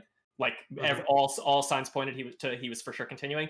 If you had asked me during hand 1 of this challenge, I would have guessed that it ended at 12,500 because Daniel specifically asked for this quick clause, and Doug actually didn't want it, as Doug picks off Daniel on the right. Nice bluff from Daniel, though. Good hand selection. Doug just wanted to play straight 25K hands, or 20K even. But then Daniel wanted that quick clause. He like really harped on it, and it seemed like a deal breaker type of thing for Daniel. And that, in my mind, it just made me think, okay, so that means he's likely to take advantage of it, right? I mean, he wants it so bad. You have to imagine he's going to use it a decent percentage of the time. But I guess, that was sort of, I think it was more insurance in Daniel's mind than I initially thought. It was more like, what if I feel really bad about my game. At 12,500 hands, I'm just getting whacked. I feel like I'm in a bad spot. I don't want to play anymore. I don't want to have to be committed for another 12,000 hands. So that's why he wanted it. It seems pretty clear that's what his thinking was now. Early on, I was thinking it was very, very likely to quit at 12,500, but I'm glad he didn't. Really glad we're still going. Absolutely. And like I say, props to these guys. We've all got our opinions on Daniel, and some of us might have some opinions on Doug, but props to these guys for showing up, playing 200, 400 online against each other, and letting us all watch. It's absolutely fantastic. Go back to what we were just talking about with regards to the break clause. I think you're absolutely right. I think, can you imagine Daniel right now? Say he's down like 2.3 million and he's locked in for another 12,500 hands. It must be pretty brutal. So I think you're absolutely right. It was just like a worst case scenario thing. Like if he was getting absolutely spanked on a daily basis, he would then throw in the towel. But I wasn't surprised at all to see him continue, given it's only 800k, which is 20 buy-ins or so. Right, and I think if so he's losing it. I'm not doing the math, so those of you who maybe want to do the math, feel free. But I think Doug's winning at about, going into today's session, about 15 big blinds per 100, approximately. Okay. And if you factor in the all-in EV, based on just what I've seen, Doug's running like 8 buy-ins or like 6 to 8 buy-ins above EV. They're not like official calculations, just someone using a spreadsheet, but I'm sure he's close. So if you factor that in, Doug's only winning by 8 to 10 big blinds per 100. Like that's like that's a handy a handy amount of a win rate, but it's not like getting demolished. It's not 25 big blinds per 100. So exactly. I think there's a good chance Daniel feels like it's a competitive match, and he said so. He said that I think I've kept it competitive. And that's more of a subjective thought. Yeah. Not everyone will agree, but I mean.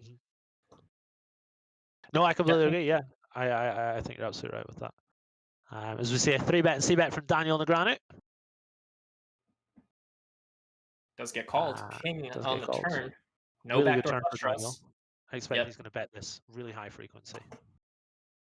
Doug is definitely going to have some king high floats like the king jack, king 10, etc. But a lot of the rest of his range is a bit in the cage right now, and like 6s or 5, tough spot. He also has like king 6 of hearts, etc., which have many backdoors. So whilst it is a pretty good turn for Daniel, it's not as good as it would be in like a 6 max environment, for example. Because as we touched on earlier, Doug has a lot of king X in his range. Sorry, the non-preflop aggressor has a lot of king X in their range. As we see, a bet on a turn and a call. That is a dicey river. Some jack 9 and ace jacks getting there. Let's see what happens. Quick all in from Daniel. Fades the snap call. Let's see what Doug decides to do. It's about a 1 point. Whoa! We see the call from Doug. Let's give it up for Daniel on that no equity bluff though. Like that is a ballsy bluff. Like that is I mean, you got to be doing that sometimes, I think. And he's very unfortunate. As we alluded to, Doug has hands like king 6 and king 7 with a backdoor straight and flush draw that are going to call. The king jack one is a really nice bluff catch because you block those jack 9s and ace jack combos. So Daniel, balls of steel for playing it like that. Just a little unfortunate to run into one of Doug's best bluff catchers. Like Doug he has got like a lot of sets which are snap calls, but he has a lot of king X hands that are going to be in a really disgusting spot. But that's one of the ones. And he for sure gets that bet through versus Doug's like queen 9s, queen 7 suited, like those hands that for sure peel the turn. Like those hands are 100% folding the river. So Daniel's going to generate a lot of folds with that river bet. So I mean. And how the evening can turn in the blink of an eye. Doug was down for the evening, and now he's up approximately 10k, according to our man behind the scenes. Indeed. Nerder Man asked for a replay. We're not going to pull it up because it's the stream's I don't want to mess up the screen, but I could just recap the hand for you really quickly. So it was... Hold that thought for 1 second. Yep. Sorry to interrupt you, Mikey boy, but we've got a pretty big pot development on the right-hand side as well. I didn't quite catch the action, but I would imagine it's 3-bet and C-bet. Correct. Let's see what happens on the turn. 3-bet from Daniel, C-bet for 2k. Can our boy Doug go back-to-back huge pots? Let's see what happens. Daniel checks the turn after betting the flop. As this board is obviously, this turn card is this board is a little different than the previous one we saw. Given the board is paired, Daniel is going to check the turn a little higher frequency. He's not going to blast off as much as he did, as he would if the board wasn't paired. So certainly not surprised to see him check. And I'm just wondering how often Doug checks back a queen here on this turn. Doug can be pretty cagey. For sure. Quick nice call. value bet. Nice value bet from Daniel there, rivering the 3, getting called by likely Doug's ace high, perhaps a 2, hand like ace 2, very possible. Yeah, that's a pretty nice call. Sorry, a pretty nice value bet from Daniel. Effectively block betting very nicely indeed, and a very quick call there from Doug. Maybe perhaps thinks Daniel's steaming a little bit. It was a block. Yeah, it was a block size though. He bet like 4K into 12 on the river. Yeah, so Doug's gonna snap looking up with like ace 2 or even some ace highs. So that makes sense. For sure. All right, so just to recap that big pot, that 120K pot we saw a moment ago. So starting the hand about almost exactly $60,000 deep, Doug opens the button. Daniel 3-bets to 4,000. Doug calls. The flop comes, and I'll just give you the hands. Doug has king jack of clubs. Daniel has 7-8 of diamonds. The flop comes queen, 5-3. Both players have a backdoor flush draw, rainbow. Daniel c-bets for about a quarter pot. He gets called. The turn is a king, so that gives Doug top pair. Daniel has no equity, but it's a very good card for his range, so he decides to continue betting for about 2/3 pot, $8,000 into $12,000. Doug does call, and then with 28K in the middle, about 29K actually, on the river 10. So once again, the board is 3-5 queen, king 10. Ace Jack and Jack 9 are the straights. Daniel goes all in for 46,000 into 28,000, a nice about 1.6 times the pot over bet. Doug lifts him up with King Jack for top pair. Daniel with just that 8 high, going for it. Unsuccessful though. Two things I want to say. First things first, props to my boy Mikey Brady for calling out that Doug is going to have some King Jack suited backdoor flush draw. Literally what you said on the turn. So props for calling out his exact hand. Who needs Nick Schulman when you have Mike Brady? And secondly, I think we all know that Doug on the river, big groan, just like, oh, this is so gross, but I'm not allowed to fold. Clicks the call button. Great feeling when you make that call and you're right. But Doug just not allowed to fold that hand, I don't think. So props to him for making a quick call and pulling in a very nice 120K pot. Indeed. Nice linen? But I'm sorry, I don't know your name, but timing tell, snap all in. Could be, for all you know. For all we know. Could have been a timing tell there. Oh, we got a clip from 8-bits out too. I'm gonna drop that in YouTube for you guys. So if you guys want to see that, I know I hate to link to Twitch from YouTube. I know you guys have like a little bit of a feud, like a very much like a Pepsi Coke feud going between Twitch and YouTube. But you know, if you want to watch the hand, there it is. Troll Kong has asked, can you tell the favorite story from Vegas where that poker player shouted out something random by the blackjack table? I'll save it for my own stream. If you guys want to watch me stream, you can click on my Twitch, which is at GazzyB12345. But it was Jonathan Little, and it was in Atlantic City, and it's a fucking great story. So I'll tell it next time I'm streaming, and we can talk about it there. As we see a 3-bet and c-bet on the right-hand side from Doug Polk. Thank you very much, Nightbot, for that. I appreciate it. That is a pretty dynamic turn. 2 flush draws now, 10-8 and King 10 getting there. Obviously, hands like Jack 10, King Jack improving to a pair. Does not slow down Mr. Polk, though. He bets 1/3 on the turn. If Daniel elects to call, we're going to have about 28, 29K in the middle going to the river. That's exactly what happens. And that is the wettest river I've ever seen in my life. King X makes a straight. Backdoor clubs get there. If you're in Daniel's shoes and you've got a nice hand like Jack 9 or something, you're now absolutely hating life. Doug with a quick bet, and he bets around about 30% of the pot. This little block size from Doug here. Interesting to see. Yeah. Pretty quick block. This really puts hands like 2-pair from Doug or Daniel in a really tough spot, right? Like a Jack 9. Yeah, and there it is. Well, not straight, but bluff from Doug, going for that block bluff, but he does get looked up. And then Doug drags a nice pot on the left there, picking off Daniel, who went for a river bet with a missed flush. The guy's trading a couple pots there, but D-Neg's winning the much bigger one.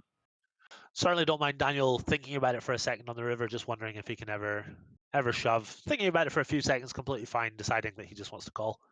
As I Why say, not? that's completely fine. Yeah, and sort of also just bracing yourself for how frustrating it would be if you were to lose this hand. You just take a second, click the call button, completely fine. Shout out to Francis Kid, welcome brother. Shout out to Lemon CDE. No, sorry, no. Lemonic Lemonades. Welcome, buds. Tree Poker says 5-4 spade seems a bit loose there, but I am a complete donkey. We're all donkeys in the grand scheme of things, bud. So don't worry about it. I think that at the end of the day on the river, Doug has 5 high, and it's a pretty good river to bluff, as Mike said. If Daniel's got like 2 pairs, he absolutely hates it. So yeah, it's a little ambitious, but I think it's okay to go ahead and make a little bluff, a little block bet on the river, and he's going to be consistent. Sorry, yeah, go ahead, Mike. I mean, you have to bluff some hands, right? So it's like, Yeah, what hands are you going to choose? Like, I mean, maybe you have some hands that are like not spades that like, I don't like, how do you get there with like 5? You don't get there with 5-4 of hearts or whatever, So, I mean, yeah, probably give up a little bit. It's tough. One thing I really admire about Doug's sizing there is that it would be really easy to think, okay, I've got 5 high. I want to bluff this. I want to use a large size. But Doug's strategy will be consistent with his value and with his bluffs. And what I mean by that is that Doug will have some hands that shove, obviously. He will also have some hands that bet small for value, for example, a hand like King Queen. So it's really important that he also has some small bet bluffs in his range as well, because if he's only using large sizes with his bluffs, then it becomes very easy for Daniel to play, and he can just fold every time Doug uses a small size. So consistency is important. If you're thinking about bluffing the river, think to yourself, what size would I bet with a value hand here, and try and keep it as consistent as that. I think that's pretty good advice. As Indeed. we see the scores on the doors, Doug down approximately 20k for the day. It's been relatively swingy, but within a couple of buy-ins, nobody has really pulled away so far today. But I'm sure we'll see more blood as the evening goes on. It's been a lot of fun so far. Indeed. Always fun. Fraz289 making the faux pas that happens every stream. Someone coming in, looking at the stacks, and deciding that our counter is off. It's not how it works, man. You can't just look at the stacks. You have to know how much they're in for. So unless you've been here the whole time tracking how much they're in for, which we have someone approximating, it would be impossible for you to know based on just looking at the stacks. Daniel started with a nice little lead, about 80k lead or so. So Doug had to add on a lot more money than Daniel. So basically, Doug is in for a lot more money right now. So even though he has a lot more money on the tables, he's that's a lot of his own money. So yeah, that's the discrepancy that's throwing you off. Don't worry though, someone makes that mistake literally every stream. Multiple people. 3-bet and c-bet on the right hand table. 2 flush draws now out there. I think we see a continue from Doug here quite a lot. Obviously, he's going to have some checks, some give ups, etc. But a pretty standard sizing from Doug. We like it. And a quick fold from Daniel. Just folds out all Daniel's flop floats, etc. As you see, Daniel taking a breather. I like this from Daniel. I really like this part of his game. He takes a break. He sits out. He stretches his legs, etc. He won't be used to. Obviously, he'll be a bit more familiar with it now, but he won't be as used to these long online grinds as Doug is. So it's really important if you're not used to something like this, just take a break, stretch your legs, especially if you feel a little bit of tilt coming on. If any of us play any fast fold variants of online poker, click that set out button, go stand outside, take a few seconds, stretch your legs. You have no idea how much that will improve your win rate if you just take a little break from time to time. Chakarone91 says old man stretching. reference to old man bluffing. Old man speeding, rather. Sorry, I threw that. I screwed that up. Old man speeding is the inside joke that I fucked up. My mistake. Prophet says he has the bladder control of a toddler, Gary. To be fair, so do I. So I can't really say anything. There are just piss bottles everywhere around me right now, and I'm not even joking, unfortunately.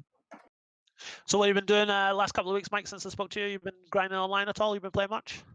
I actually was.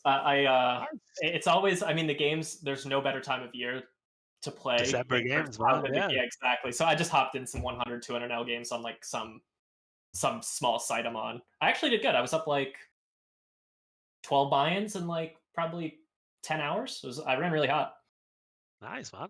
Love to hear it. Good stuff. Yeah, love to hear it indeed. Are you going to tell us the name of the site? It's just Poker Bros. It's like a Poker Bros like club. Gotcha. Like, but Okay, it kind of operates like a site. So I like those. I hate to promote those clubs because they're super sketchy if you like don't have an honest rep, and even then it's pretty risky. But I really like being able to play on my iPad. A nice seamless iPad experience. Like that's all I'm looking for.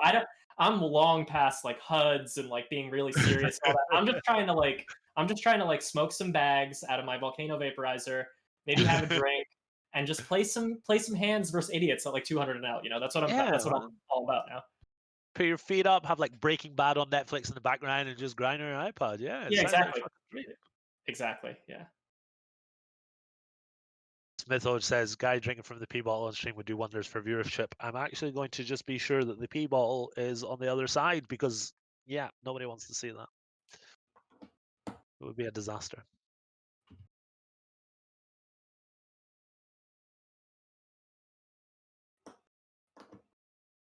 Big shout out for those that have joined us so far this evening or this afternoon. Yeah, you go ahead. I'll let you do it then because it's your show. I'm just here for the right. No, you're doing a great job. Gary, Gaby, my lover, says nice commentating. Gary, you're clearly Team Doug, but it's not over the top. Oh, nice. Yeah, good stuff. Thank you for the compliment. Appreciate it. Appreciate that. I mean, if you guys want to compliment us, we don't mind. You know, we're not going to stop you. So you guys go right ahead if you want to. I won't shout out all of them, just in case you guys are trying to like circumvent this and make it like, oh, I figured out how to get him to shout me out every time. Just compliment. It's not going to work. I mean, I will. So go right ahead. Fair enough. As I say, 3-bet. As the guys get deeper, we see the strategy from Doug. He likes to 3-bet a little bit smaller. I think he just wants to control the size of the pot out of position. I think it's a pretty cool strategy. I personally do the exact opposite, but it certainly has merits. And obviously, if a player like Doug, an accomplished player like Doug, is doing something like this, the logic behind it will be very sound. Though he does make mistakes as well. But his logic in the moment will usually be at least pretty decent. That said, though, there are times where Doug like comes in and he's like, I think like he comes on after the interview after the stream, which there will be another one, as there always is, guys. He's going to join us after play ends to chat for a bit. He occasionally there's a hand. He's like, I think that was a punt. Like he like immediately knows. That's awesome. That's really cool. As we see this big bet from Doug on the right hand side, let's see how Daniel responds. Daniel not going to have too many folds here after floating the flop. Maybe some like queen high, backdoor spades, etc., but not too many folds here. He's going to continue a decent amount. We see the ace on the river. Interesting card. Very interesting card. Let's see how Doug responds. I think we're going to see a pretty high frequency bet from Doug here. Called it. 2/3. Is Daniel going to call? He does call with the 3 of a kind.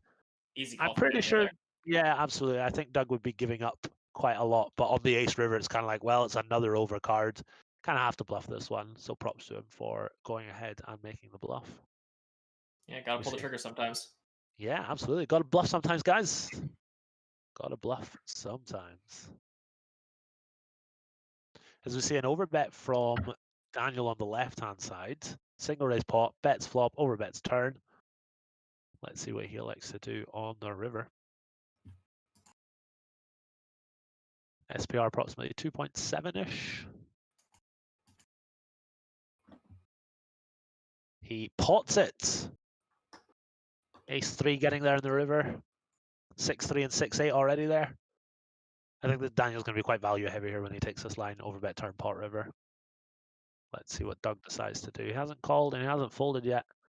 There is still a chance he can jam. He's going to have some of those straights in his range himself. Let's see what he likes to do. He does give it up though.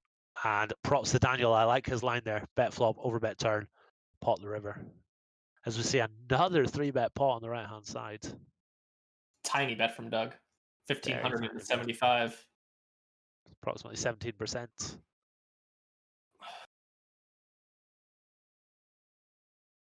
Shout out to Manny Kaffa in the chat. Seen you around a lot. Thanks for being here. Same goes for everyone else. Absolutely, yes. Big shout out for those that have joined us. It's been a lot of fun so far. As we see a raise from Daniel. Pretty chunky raise as well. I think we'd normally see something in the region of 4,500 to 4,800. Maybe a little bigger than that, between 48 and 52. And we see a 3-bet from Doug. No fucking about.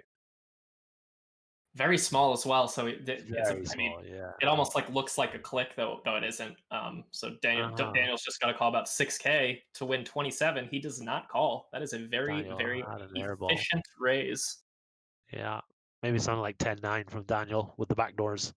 Electing not to continue. Seems pretty okay from Daniel to have a raising range there. Pretty cool from Doug to have a 3-betting range. Although it does appear it would be quite value heavy from Doug there. And he would be a little frustrated not to get called if he was in that value part of his range. He's going to have some hands, maybe some like second pair and third pair, which block sets and 2 pairs that he is going to take that line with, just for balance, because obviously he can't do that with only strong hands. So maybe a little unfair for me to say that he's going to be value heavy there. 4,500 in the pot on the right hand side. Shout out to Marty Mathis in the chat. Marty Mathis, aka the Lipo Fund. Happy New Year's to you too, man. Hope to have you on the stream again sometime somewhat soon. Perhaps Mike, I was going to ask, do you ever be watching and see like a $4,500 pot and just like not care about it because like there are so many like 50K pots and 80K pots and stuff like that? Sort of. I mean, it's kind of like that's actually one thing I like about commentating this stream, and why I almost feel like this is like, other than the no hole cards, this is sort of commentating on easy mode for me at least, because there's always a hand, like if there's a lull, a quote unquote lull in the action, or the chat's talking about some nonsense that I don't want to talk about, or whatever it is, I can always just look up and there's almost certainly a 4K pot going in. I can just talk about that, exactly, So it's pretty. I actually really like it. It's pretty cool. 4K is small in the given the stakes we're playing, but in the grand scheme of things, 4K is pretty chunky. As we see somebody grinding on Poker Stars whilst we watch. Absolutely fantastic. Yeah, for those who don't know, since Gary and I are, neither of us are in one of the 3 legal states for WSOP.com, we actually have to watch the tables on Skype with someone screen sharing to us. You might say, oh, why don't you just watch the stream? The stream's like 7 seconds behind, so unless you want us to all of everything we said to be delayed by 7 seconds and it would be unwatchable, unless you want that, we can't do it. So we're watching just someone on Skype, and he just he's grinding on Stars, New Jersey, as we're watching his stream. Pretty funny. As we're watching the stream, yeah. Shout out to Dan Urban for sharing the tables for us. Really appreciate it. Dan, stick one of your Poker Stars tables just underneath these two. We'll give you feedback. How does that sound? Just kidding, obviously.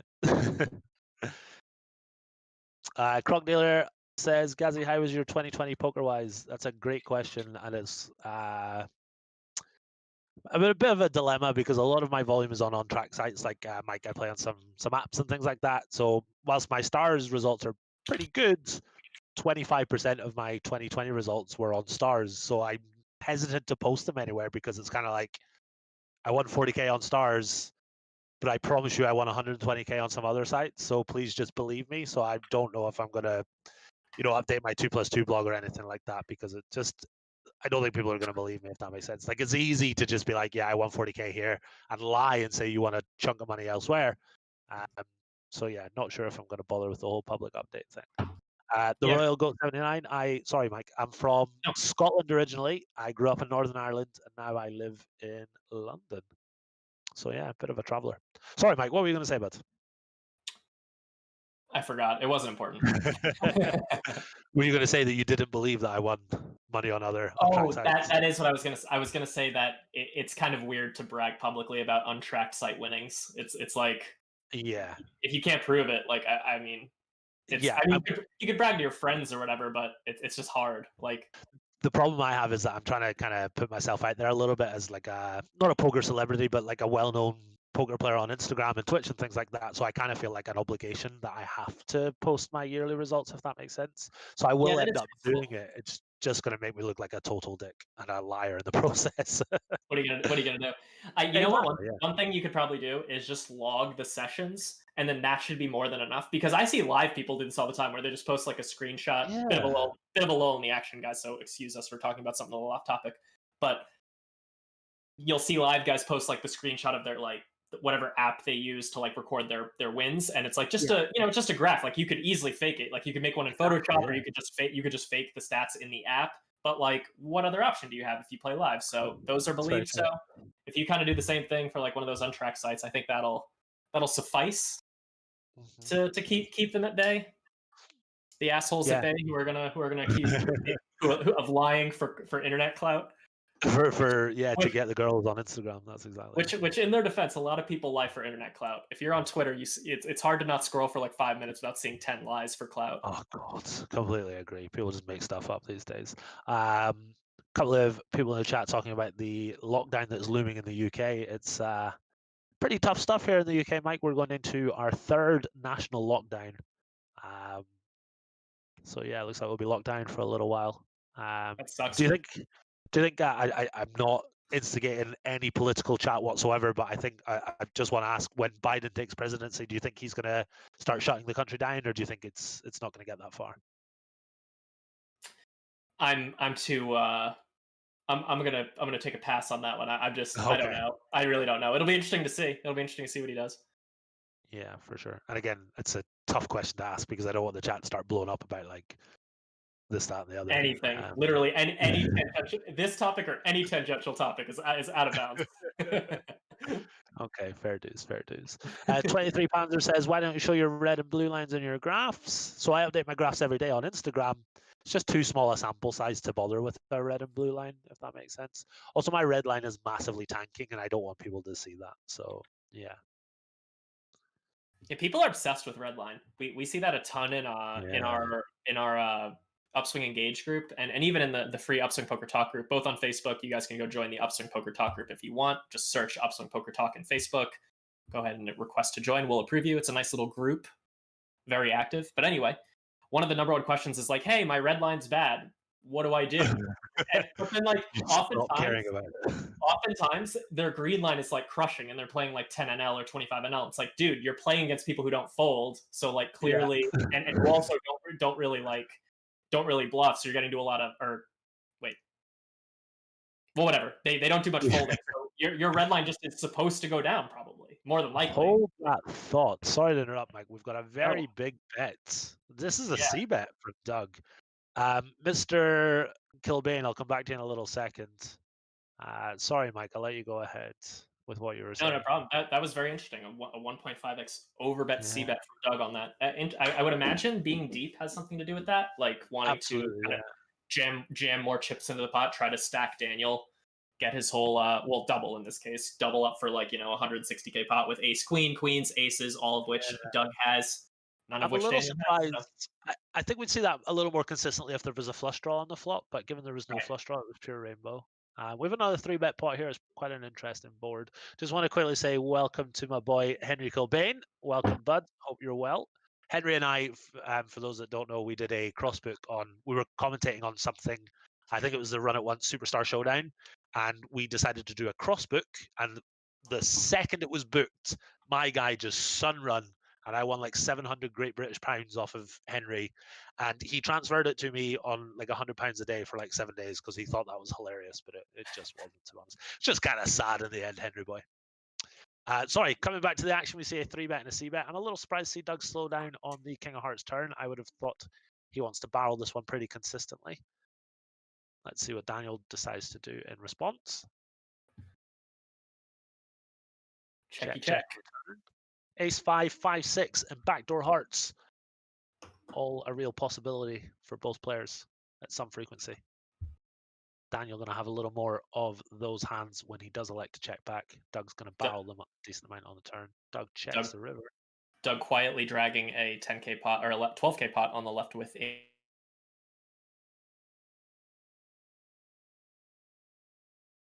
Oh no. Are you there, Mike? Okay, guys, it would appear Mike is gone. Maybe I've gone. Bear with me 1 second. Can you guys still hear me, please? Yeah, I disconnected. Sorry about that. Ah, okay, we're all good now. Panic over. Disconnect. My internet just decides to go out for like 3 seconds every once in a while. It's really, really convenient for streaming, especially. I panicked. I thought I was left alone with 3,000 people to entertain, so that was a bit panicky there. We saw a pot-sized bet from Daniel Negreanu on the river and a quick fold from Doug. Over on the left-hand side, we see a large C-bet from Daniel on the 10-9-5 flush draw. Doug calls. We get the deuce of spades. Once again, 2 flush draws possible.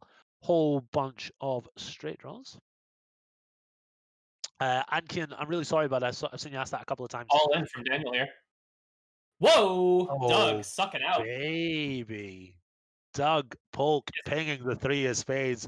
That one is going to make its way into Daniel's YouTube commentary videos that he loves to do, where he complains about how badly he runs. Ping on the river for Mr. Polk, dragging in an 80k pot and putting him back in profit for the day. You'll love to see it. Yeah, somebody asked in the chat whereabouts in London. I live in a place called Farringdon, which is close to the centre. Are you from London as well? Where are you from, Buds? Henry, you're lashing out a lot in the chat, mate, and it's just, are you okay? Do you need a hug? Are you okay, hon? Another 3-bet pot. We see a larger size from Doug when he c-bets, and a quick fold from Daniel. Yeah, so that was interesting. So we had, for those who didn't see it, it was a 3-bet from Daniel with pocket jacks. Doug obviously calls with 5-4 of spades. The flop came 10, 10-9-5. Yeah, that's it. 10-9-5, 2 spade or 1 spade, 2 clubs. So Doug just has bottom pair and a backdoor flush draw. Daniel c-bets for about 2/3 with jacks over pair. Doug calls, turns the 2 of spades, so now there's 2 flush draws, and Daniel rips it in for about 30k. His range is obviously going to have the low over pairs like he had, or a hand like ace 10, but he's also going to have a lot of hands like queen jack or queen, or club draw, or just like a bunch of draws like that. So Doug is actually going to be ahead some percentage of the time with just the pair of fives, and then of course he has the escape hatch if he is behind. He can hit that spade, and that's what happened for him. And I'm sure he is stoked, and Daniel is not. But that river was the 3 of spades. I'm sure Daniel's a little frustrated at that one. Somebody in the chat, who was that? I'm going to scroll up and see it. Jim Bob says, we all missed that because you were talking bollocks. Can you not listen and watch at the same time? Does the fact that Mike and I talk, does that mean that your eyes suddenly aren't able to work? I think we've covered the action pretty well today. We are going to inevitably miss. No, he's right. He's right. If we're talking about something else, I don't know if you've noticed on the stream, you must have not been watching. If we talk about something else, the tables disappear. Oh, right. Okay. Right now, the tables are gone because we're not talking about the hands. So, yeah, we're really sorry about that, guys. We're really sorry. I know it's so hard to follow. Hell Mendes. How dare we? Jim Bob, get your fucking eyes fixed, mate. Come on. As we see a 3-bet from Daniel on the left-hand side. And a quick call from Doug. Ace, jack, flush draw. Let's see what happens. Well, we got the clip of that big pot. I will drop that in YouTube right now.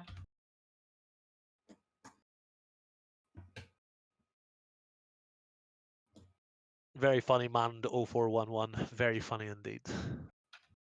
See a small c-bet from Daniel. I think if we were to run this through one of these fancy solvers, he would be betting everything on this flop for a small size. So pretty standard from him.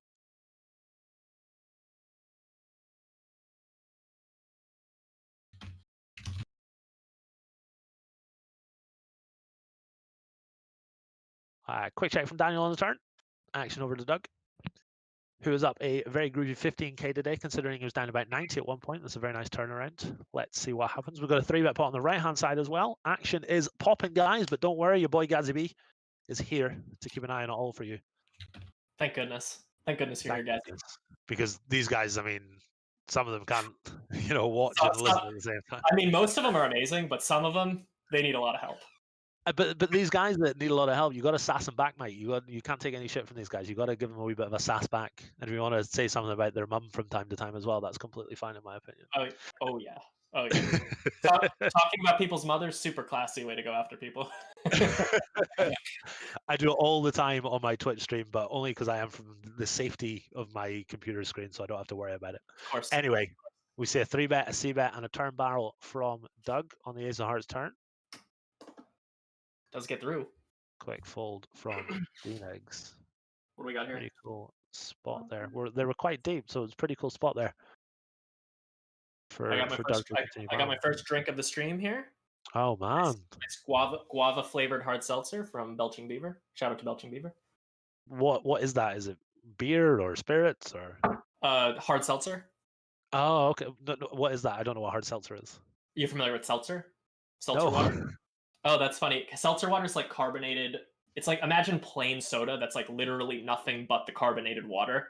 Okay, yes. That's a seltzer essentially. I might be like a little off, Okay. but that's basically what it is. And then, yeah, the guava flavored, alcoholic. That's the gist of it. Gotcha. Funky boy, you're lucky I'm on the upswing stream because I would sass you right back. Unfortunately, not allowed to. If you're on the Gazi B stream, you'd be dead in the water right now. He said, "Careful, Gary, don't wake your nan up." That's so. He's insinuating that I am in my nan's closet. Oh Just get him. It's fine. no, I can't do it. It's fine. Don't worry about it. It's past. Moment's past.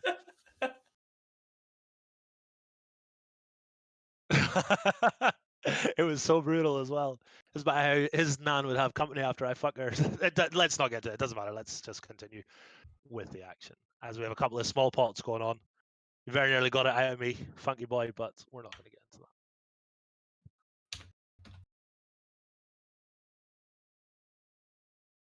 that. Little lull in the action, guys. Bear with us. I've had a lot of 80k pots tonight. It's been pretty cool. Dug up approximately 30k or so for the session, Yeah, which I say is pretty cool. They've traded them pretty evenly too, because like neither player. I mean, there's 120k stack on the left, but on the right we just got a couple 2-buy-in stacks. On the left, Daniel's still got about starting stacks. So yeah, pretty interesting. Yeah, it's been pretty even so far in terms of the 80k pots. I can think of 2 for Daniel, and I can think of 2 for Doug, right? Doug? Yeah, because he had that 120k pot with the King Jack versus Daniel's very, very. So say 2.5 for Doug then, yeah. Given it was slightly bigger. Daniel going for that sweet no equity bluff, and Doug looking him up in that hand. And then the other one was a moment ago. Doug hitting that flush draw with his pair flush draw versus Daniel's overpair. Yeah, it's been pretty even in terms of the big pots. Obviously, Doug winning a big pot, if you like, which goes to show that he's up, 30k. Because I feel like it's been a pretty even day in terms of the smaller pots as well. I can't think of either player running the other over. That's kind of hard. It's really hard to like keep track of that though. For sure. We did miss a moment ago. Daniel got a nice river value bet in with his rivered flush. Flop to flush draw, turn to pair, river to flush. Won a nice little 15k pot. Nicely done, Mr. Negreanu. So yeah, like I said, it's been pretty even day to day so far. Daniel down approximately 800k before the day started. And we're locked in for another 12.5k hands. Mike, you excited to be doing this for another couple of months? Hell yeah, dude. Why not? Awesome, man. Love to see it. These days are great. Excuse me for that burp if you were able to hear it. These days are great because normally I'm like kind of, I don't want to say obsessed with productivity, but I think about it a lot. I try to have productive days, and if I don't have a productive day, I'm not down on myself. But as Doug gets paid on the left there with that river gutter ball, nice, hitting that straight on the river.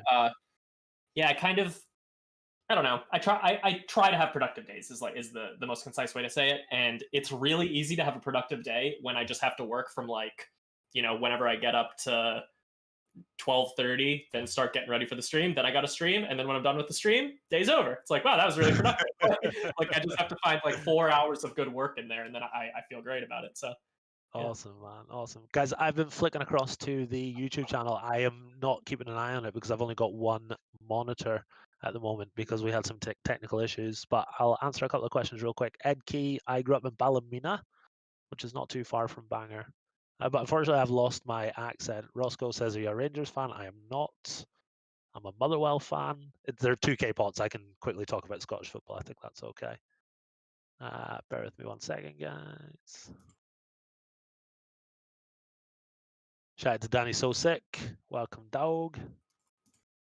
Yeah, big shout out to those that have joined so far. It's been a lot of fun. As we see a 6.8k pot developing on the right-hand side. Queen 10 ace 3. Bit of a brick on the turn there. Daniel checks it over to Doug. To Dougie boy.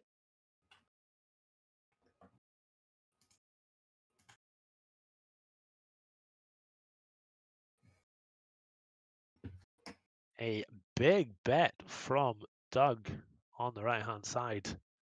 We've seen some very, very, very big bluffs from Mr. Polk throughout this challenge. Is this going to be one of them, or does he have it as the board pairs on the river? Straights are now no longer good to full houses. Ooh, That is a tough. frustrating river for Mr. Polk.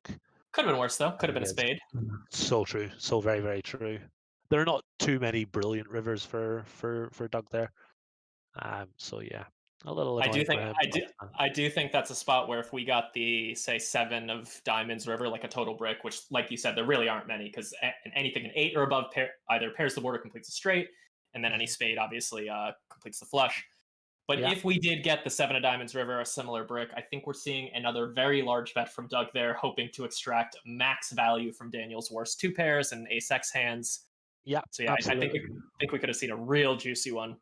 a real big pot, yeah. We saw a 4 of a kind 8 for Doug Polk on the left hand side, winning a small pot 7k with those quads.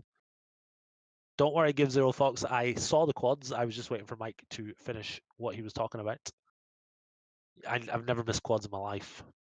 I actually did miss that one, so what are you gonna do?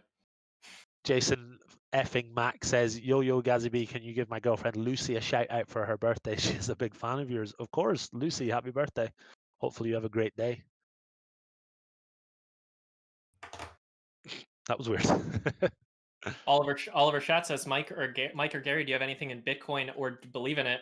Yes and yes. I'm not going to go into it much further than that because it's a polarizing topic, but yes and yes. My answer is no and yes. That's an unfortunate combo of answers.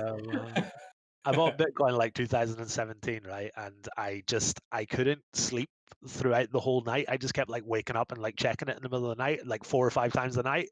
So after a week, I was like, okay, I can't do this anymore. So I just sold it and made like a little bit of a profit. That's funny. But I wish that I had held on to it and learned how to fucking sleep because I'd be pretty rich right now. True that.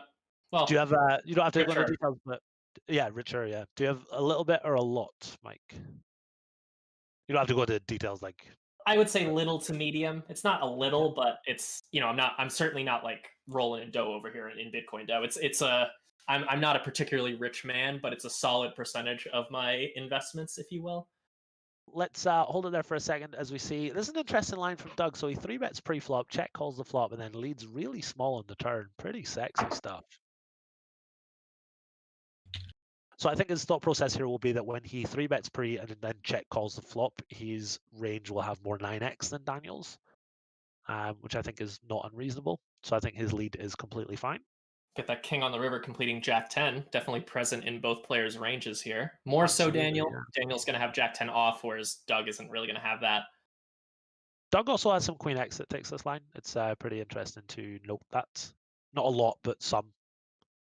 Let's see what Daniel decides to do. Daniel will have hands like 8-6 and 7-8 that have to call on the turn. And obviously hands like 10-8, etc. So he's going to have some bluffs here. He's not like purely weighted towards value. And he's also going to have some King Jack and King 10. But an interesting line from Doug there, 3-betting, check calling, and then leading really small, and then check folding. Pretty cool hand. Would be curious to ask Doug about that one afterwards. What was I going to say there? Oh yeah, Mike, I was going to ask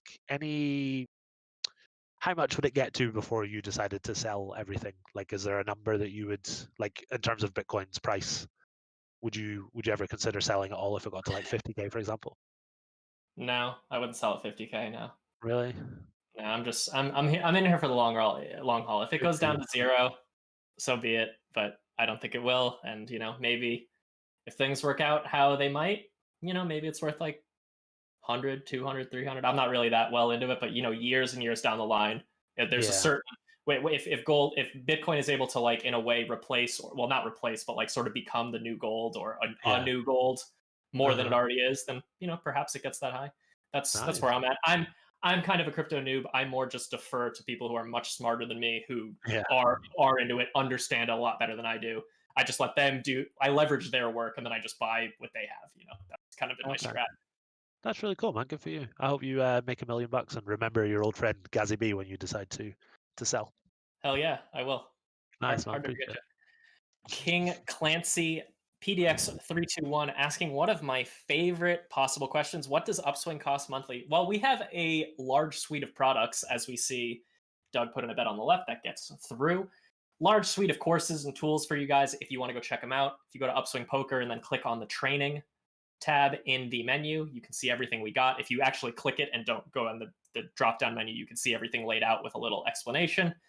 But our main product is the Upswing Poker Lab, which is sort of an all things Nolan and Hold'em subscription course. I'm pretty sure that's what you were talking about. So $99 per month is what that costs. There's also some plans for 6 month and yearly if you want to save some money, if you're going to be a longer member anyway. A lot of great stuff. It covers heads up, covers regular cash games, live cash games, online cash games, covers MTTs, has a lot of great players making content. Go check it out.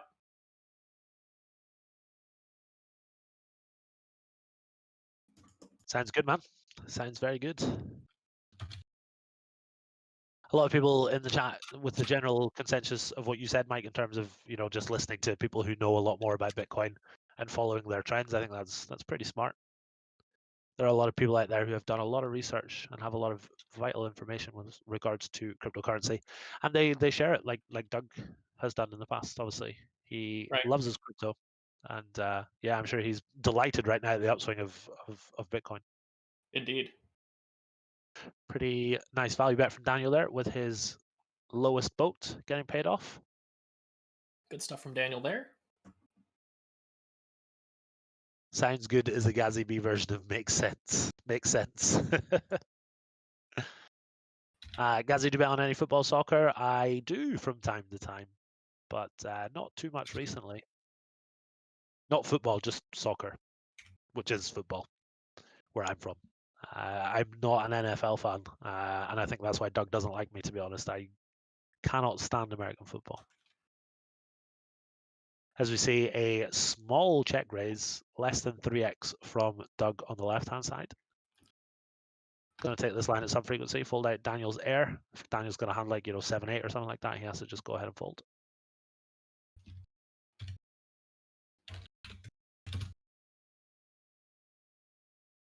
Who's going to win the Prem? Liverpool, probably. Interesting line from Doug here, very small check raise, and then 1/3 the turn. Let's see what he elects to do. Let's see what his opponent likes to do, I should say. As we do have a little lull in the action, guys. No pots bigger than 3 or 4K up until this one. And we are approaching the 2-hour mark. I'm curious to see if these guys are going to keep going.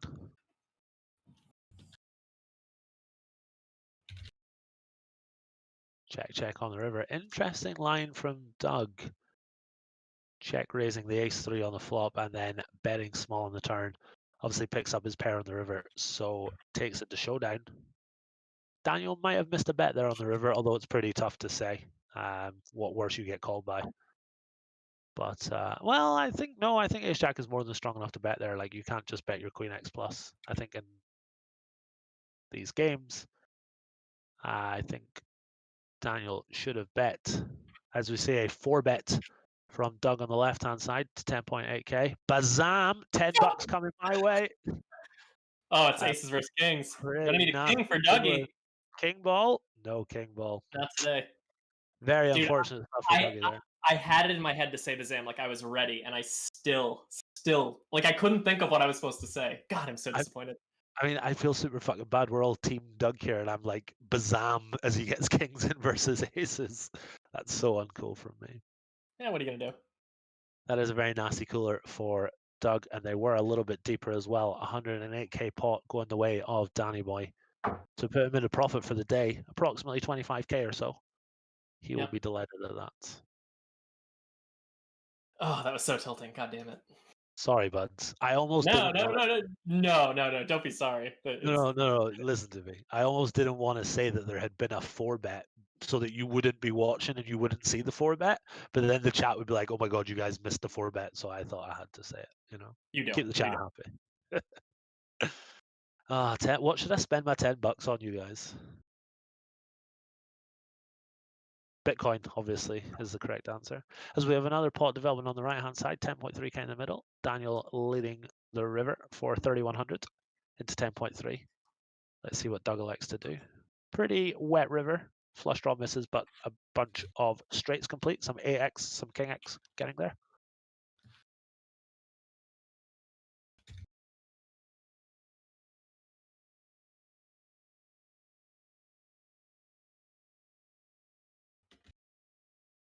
Doug deep in the tank. Didn't quite catch the action pre-flop on this one, but let's see what Doug elects to do. If Doug is the pre-flop aggressor, then he obviously is the only one that can have ace king in his range. Be pretty cool to see a shove here from Doug if he was indeed the pre-flop aggressor, because Daniel just can't call. He was the pre-flop aggressor, and then he Did he call a 3-bet? no. If he didn't call a 3-bet, then he should just shove all his king X here, because Daniel can never have ace king and will fold his king X a decent amount of the time.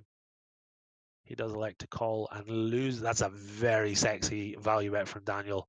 Value betting 2-pair on the Queen Jack 10-9-7 board. That is a very, very sexy value bet from Daniel to be able to get called by worse there. Very weird lead from Daniel there. So that was a spot where Doug c-bet the flop, c-bet the turn, and then on the 4 straight river, Daniel led. Oh, so very unorthodox line from Daniel there. A very unorthodox line from Daniel. That's quite interesting that he elected to lead and somehow got called by worse. Yeah, it seems tough to do, but when you go for that small size, I mean, if Doug has a worse 2-pair or a hand like ace queen, maybe aces, it's kind of hard to fold, I guess. Exactly. Yeah, that's true. Yeah, it's another weird one. We've seen some very interesting hands so far tonight. I'm curious to hear what Doug has to say at the end of our sesh. He's coming on for an interview tonight. Is that right? As always, yep. Doug will be joining us whenever play ends. Forward to it. If you guys have any questions for Doug, go ahead and drop them in chat. If you put question for Doug, and then your question, that is a helpful way for us to make sure we see it. Yeah, please do that, because I don't want to ask him any of my own questions, because last time I did nothing but irritate him. So please get your questions in as quickly as possible. Keep in mind the way we've kind of structured these interviews. Now it's been a bit since you've been on, Gazzy, but I'll also break this down for the viewers. Okay. What we sort of do is Doug will just, since he has the hand replayers for both tables, he just pulls up the hand replayers and then looks at all the biggest pots and then just talks about the ones he's willing to talk about to the extent he's willing to talk about them. So that's sort of the most efficient way to go through the hands. If we have a specific hand we want to quickly touch on because it's so fresh in our mind or the chat's talking about it, I mean, that's fine. But he's going to go through as many hands as possible. So feel free to more so, I'm talking to you guys, chat, and I suppose you too, Gary, feel free to come up with questions that are a little bit more just interesting questions. Like in the last session, I asked him about an experiment he did back in 2012, where this was back when people were 50% defending versus min raise at heads up. That was kind of the standard, way too tight. And Doug decided, what if I just defend all hands and never 3-bet? So his strat was, for a little while, was just to call all hands in the big blind. 3-2 off, call. 7-2 off, call. Aces, call. And he did that as an experiment. So I talked about that on stream, and then of course asked Doug about it at the end of the interview. If you guys are interested in hearing what Doug said about that, go ahead and check out the previous stream to this one. It was the one that aired 1 week ago today. That one, at the end of it, he talks about that. But if you would like to ask a different question to Doug, let us know. Yeah, get your questions in, guys. And like I say, I butchered the interview last time, so if you guys could save me from myself, that would be great. I said something along the lines of, I've noticed that Daniel does a lot of 40% c-betting and 3-bet pots.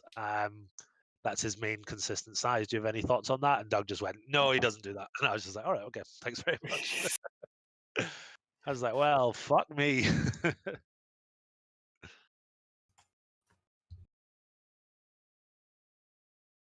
So yeah, get your questions in.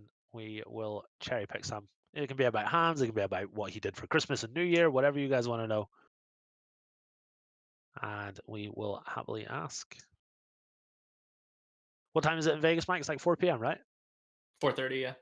4:30, nice.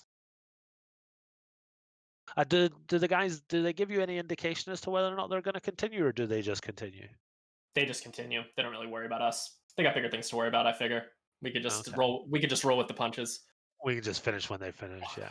Exactly. 3-bet pot on the left-hand side. Doug's going to see, but there's a little more than something 7-3 deuce flush draw. but still play a decent amount of checks. He does check this time. As you see, Doug is down approximately a buy-in today. It's been a bit of a slug for both players. Neither player able to get any sort of consistency to their game. Josh on YouTube asked, what was the big pot Daniel won just now? It was just aces versus kings, kind of run of the mill. Daniel just 5-bet jamming aces. Doug, of course, calling with kings. And the aces held up. Simple pot. And don't forget, your good friend Gazzy B won $10 off of Mike Brady in that situation because Mike was too slow. Yep. Doug lost about $50K. I lost $10. Bad Probably hand for feel team. the same in terms of frustration. Probably somewhat closer than it should be. Let's put it that way. Turn probe from Daniel after flop goes check check. 10 is an interesting one. Both players will have a decent amount of 10x that take this line on the turn. Doug obviously check calling. Daniel obviously betting himself. So let's see what happens on the river. Check check. Daniel acknowledging that fact. Maybe Daniel betting something like a 7 or an ace high type hand. Doug obviously making a boat on the river. Wasn't going anywhere. Happy to drag that one in. Very, very cool 14.2k pot. Gary needs to start a bigger TV fund. It's pretty big, man. It's like 40 inches or something like that. I just use it to play Grand Theft Auto. That's all. Like I don't watch TV. That also Not doesn't really look watch. like that doesn't look like a TV stand that could really handle Yeah, like exactly. a 50 inch or whatever. I'm gonna hang that on the wall when I'm a millionaire. So yeah, one day.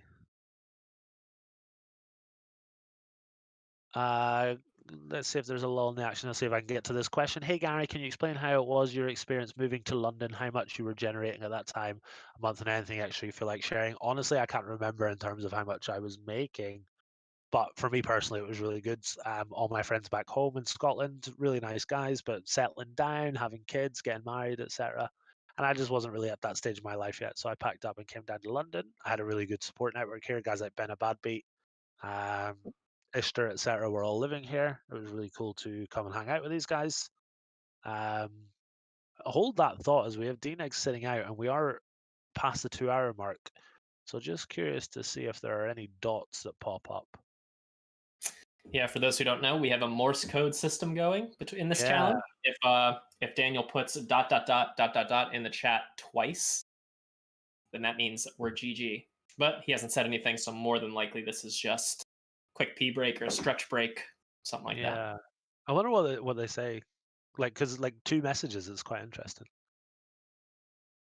Maybe like one's like a nice message, like good game, buds, and the other one's just like really horrible, like P.S. I hate you or something like that.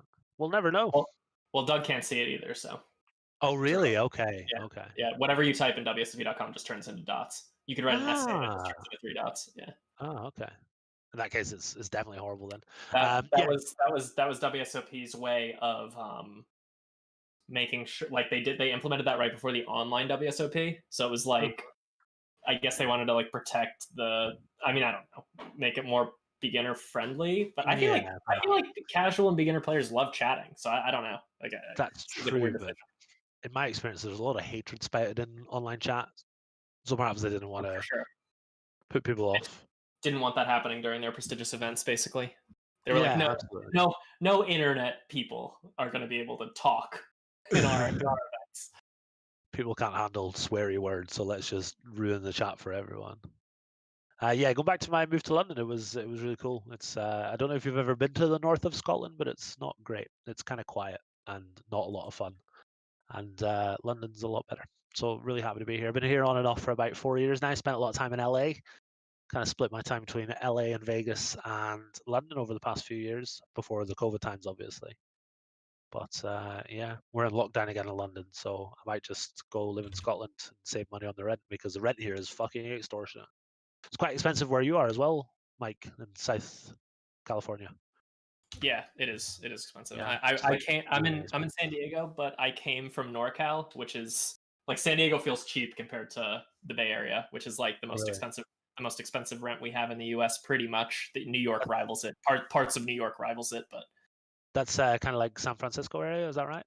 Right, exactly. But even like there's this horrible dynamic in the San Francisco area where like there's not much development going on, and that's like a whole political thing that I'm not going to get into. But there's not much development going on for like affordable housing, so like people are just commuting like 5 hours to go to work in San Francisco at like the post office or whatever, because there's just no other option for them. Because like even if you're like 4 towns south, like down the bay, or 10 towns south down the bay, you're still paying like $2,500 for a 1-bedroom kind of rundown apartment. It's just brutal. Brutal, man. It's so brutal. It's such a shame. But yeah, while we have a lull in the action, we can get to some questions in the chat. Someone has asked, did you ever grind live at the Vic? Yeah, I was a Vic Greg a couple of years ago back in the day. It was good times. Don't play very much live poker in London these days. Where in Scotland are you from? From the north, a place called Inverness. Mike, I'm going to take a wee pee break. Is that okay? For sure. See you in a minute. Awesome, man. I'll be back. All right. We got some poker happening here. 3K in the middle on the left.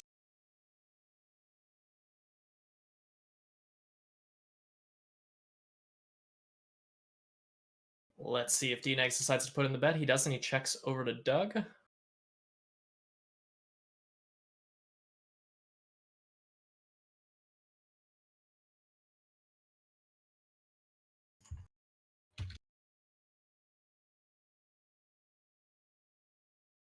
Doug does put in 1,700.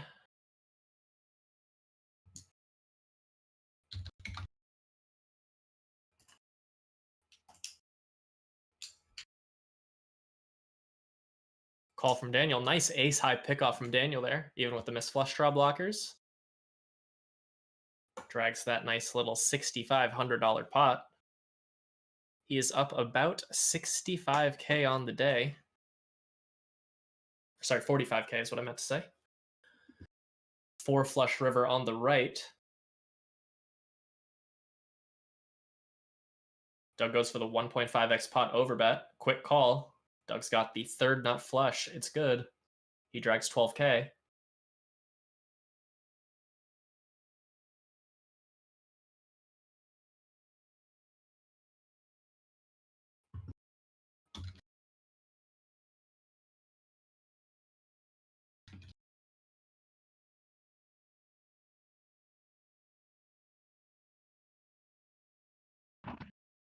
Did I miss anything?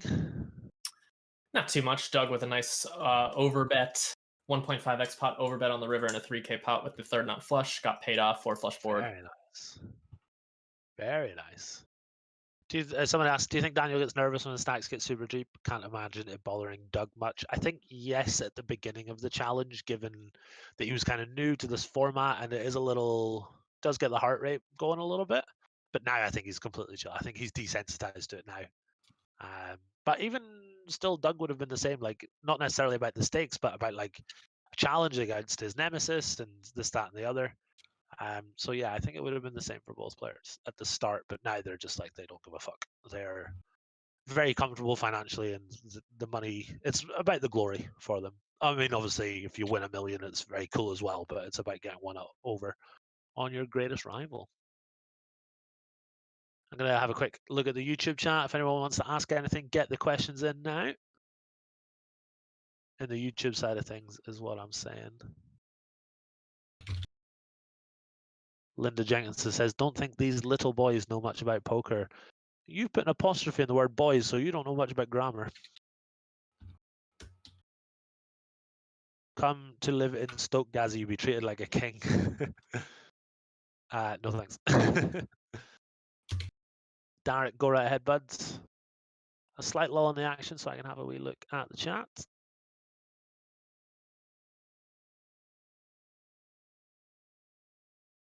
We saw a 3-bet there, but nothing coming of it. Buy HEX instead of Bitcoin. I'll be buying neither anytime soon, but I appreciate the feedback. 4-bet from Daniel on the right. Oh baby. Now, if we do see a 5-bet, it's not going to be an all-in size. It's going to be something in the region of about 20K or so, but Doug electing to fold. Jack says, Gazby, I love you. I love you too, bud. Do you have any recent glorifying punt stories? Unfortunately not. My punt days are behind me, I'm afraid. Until me and the boys go back to Vegas, then unfortunately not. Saltness says, I'm from the Shetland Islands. Jesus. You're basically in the North Pole, bud. That is very far. Good for you. Shetland Islands, I want to look that up. That looks like one of those places I'm going to see on a map and be like, wow, that's a place. You're going to have to zoom the fuck in on that map before you can see it first. It is very far north. Wow.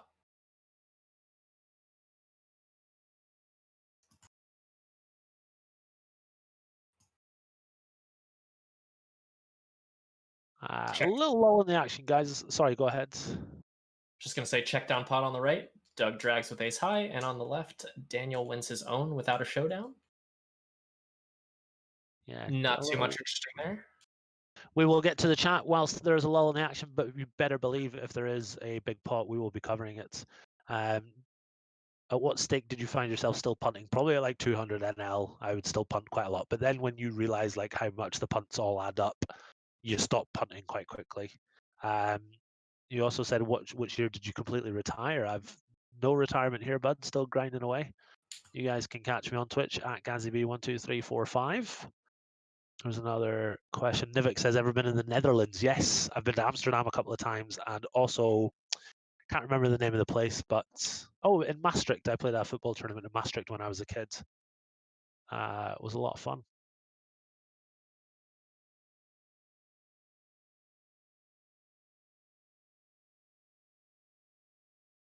$3K in the middle on the right.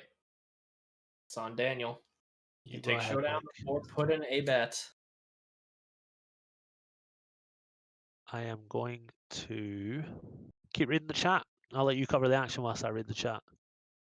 Sounds good. Lappin Poker. Shout out to David Lappin in the chat. Sup, Gazzy and Mike, he says. Good to see you here, man. Shout out to Mr. Lappin. Welcome, buds. Somebody on YouTube has said, have you ever been to New Zealand? I have never been to New Zealand, but yeah, the COVID situation in New Zealand is phenomenal right now. Nobody has it, and they don't let people in, and they don't let people out, and nobody gets COVID. It's really fucking cool. So props to you guys for doing so well. Good time to be a small island nation, right? Yeah, good time to be from New Zealand. I mean, when is it not a good time to be from New Zealand? They're fucking cool people. So yeah. The Costin says, how's the blowout series been for you? It's been really good. I haven't played a single tournament. I have barely played any poker over the past couple of weeks. I have just been eating my weight in Christmas food and living the dream. It's been great fun. I also nearly died from COVID. That's an exaggeration. I got really sick and it was probably COVID. But other than that, it's been, I haven't played that much poker. It's been pretty cool. Nice little downtime for me. It's been really nice. Big Al says, what game is this? This is a game called Heads Up Badoogie. It's pretty cool. You should Google the rules and learn how to play. Shout out to Ed. Welcome, man. Yeah, it was good. It was pretty quiet. Didn't play that much poker. What about you? How's your vaccine going? A friend of mine volunteered for a vaccination program, so props to you for doing that, Ed. Welcome, man. Man, I just can't get this camera right. I switched to the I was in the standing desk. I switched to the sitting desk, and it just. How is your standing desk? I bought one today. It's going to be here next week. I'm really excited to never use it. Yeah, it's hard to remember. To remember. I've bought a brand new computer that is purely for Pio Solver and a standing desk, and I'm going to use neither of them. And I'm going to use them, but not for the purposes intended. Like, I'm just never going to stand up. And I'm never going to run any sims, and it's going to be a waste of money, but it's going to be pretty cool at the same time.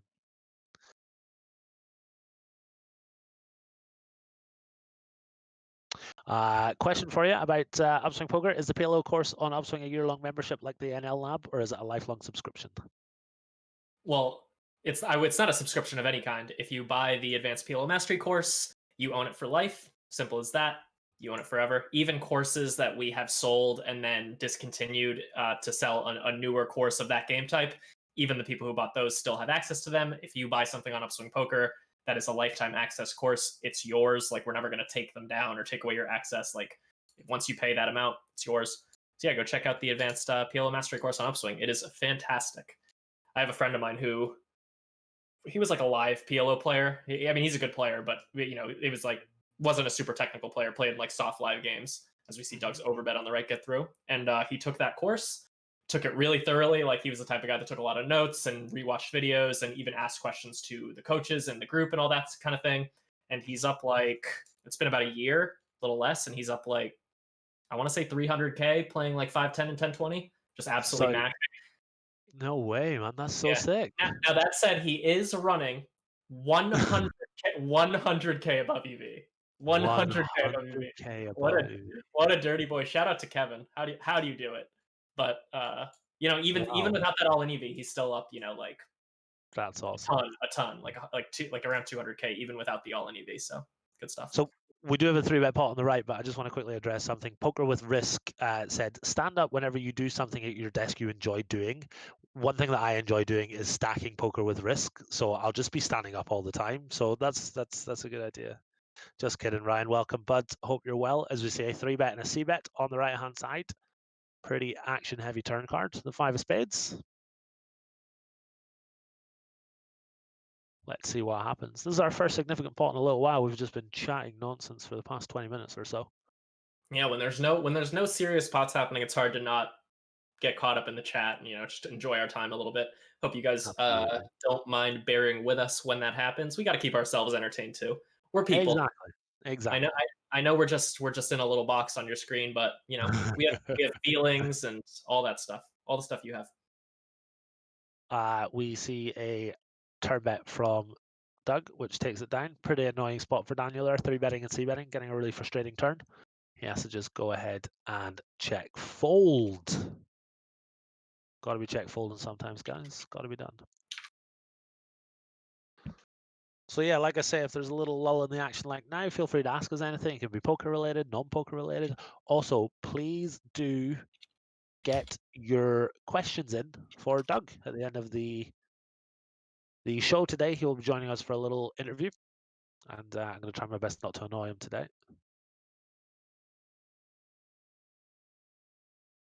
You only stack me for 50 big blind flips. That's so true. That is so true.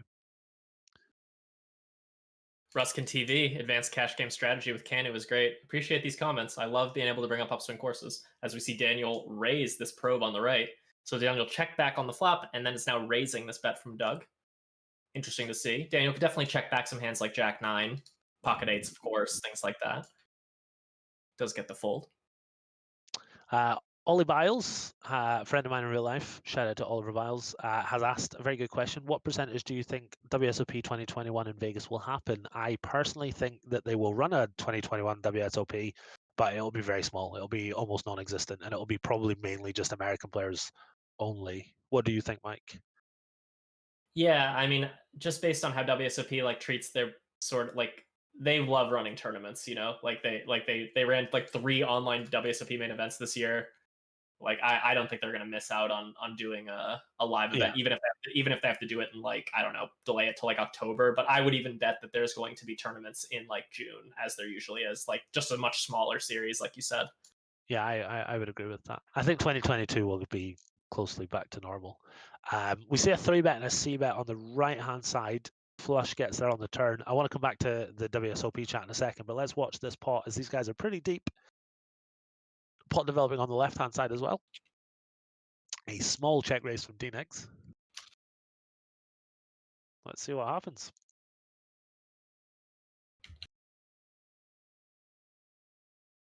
As we see a fold from Doug on the left. Let's see what Daniel elects to do. He checks back, and we have 4 diamonds on the river. 4 diamonds. Any diamond takes it. This is not PLO where you need 2 diamonds in your hand. Any diamond will take it. As we see a bet from Doug on the right-hand side. Bet's approximately 75%. Quick call. The 10 of diamonds is good. And he drags in a very cool 27K pot. Getting paid. We've seen we've seen 4 of those today where Doug has the 3rd or 4th nut flush on a 4 flush board and gets paid in a decent sized pot. Yeah, absolutely, yeah. I hope these guys who mostly, I know most people watching maybe play some low stakes online, maybe probably a lot of them play live low mid stakes, the 1 3 2 5 type level, and you don't often see in those games people putting in 2x pot bets not that that one was, but other ones have been 2x pop bets with like, Yeah. on a 4 flush board with like the third nuts, right? Because that's like, if you do that in like a live 1-3 game, like you're essentially guaranteeing that you're only getting called by the better hands. You might even actually, I would actually bet if you overbet at 1-3 with like the third nut flush on a 4 flush board, you might get the second nut flush to fold more than you'll get the fourth nut flush to call or whatever. Oh, I completely agree. So I hope these guys enjoy seeing like these like much looser spots and like how much crazier you essentially get to be when you play heads up.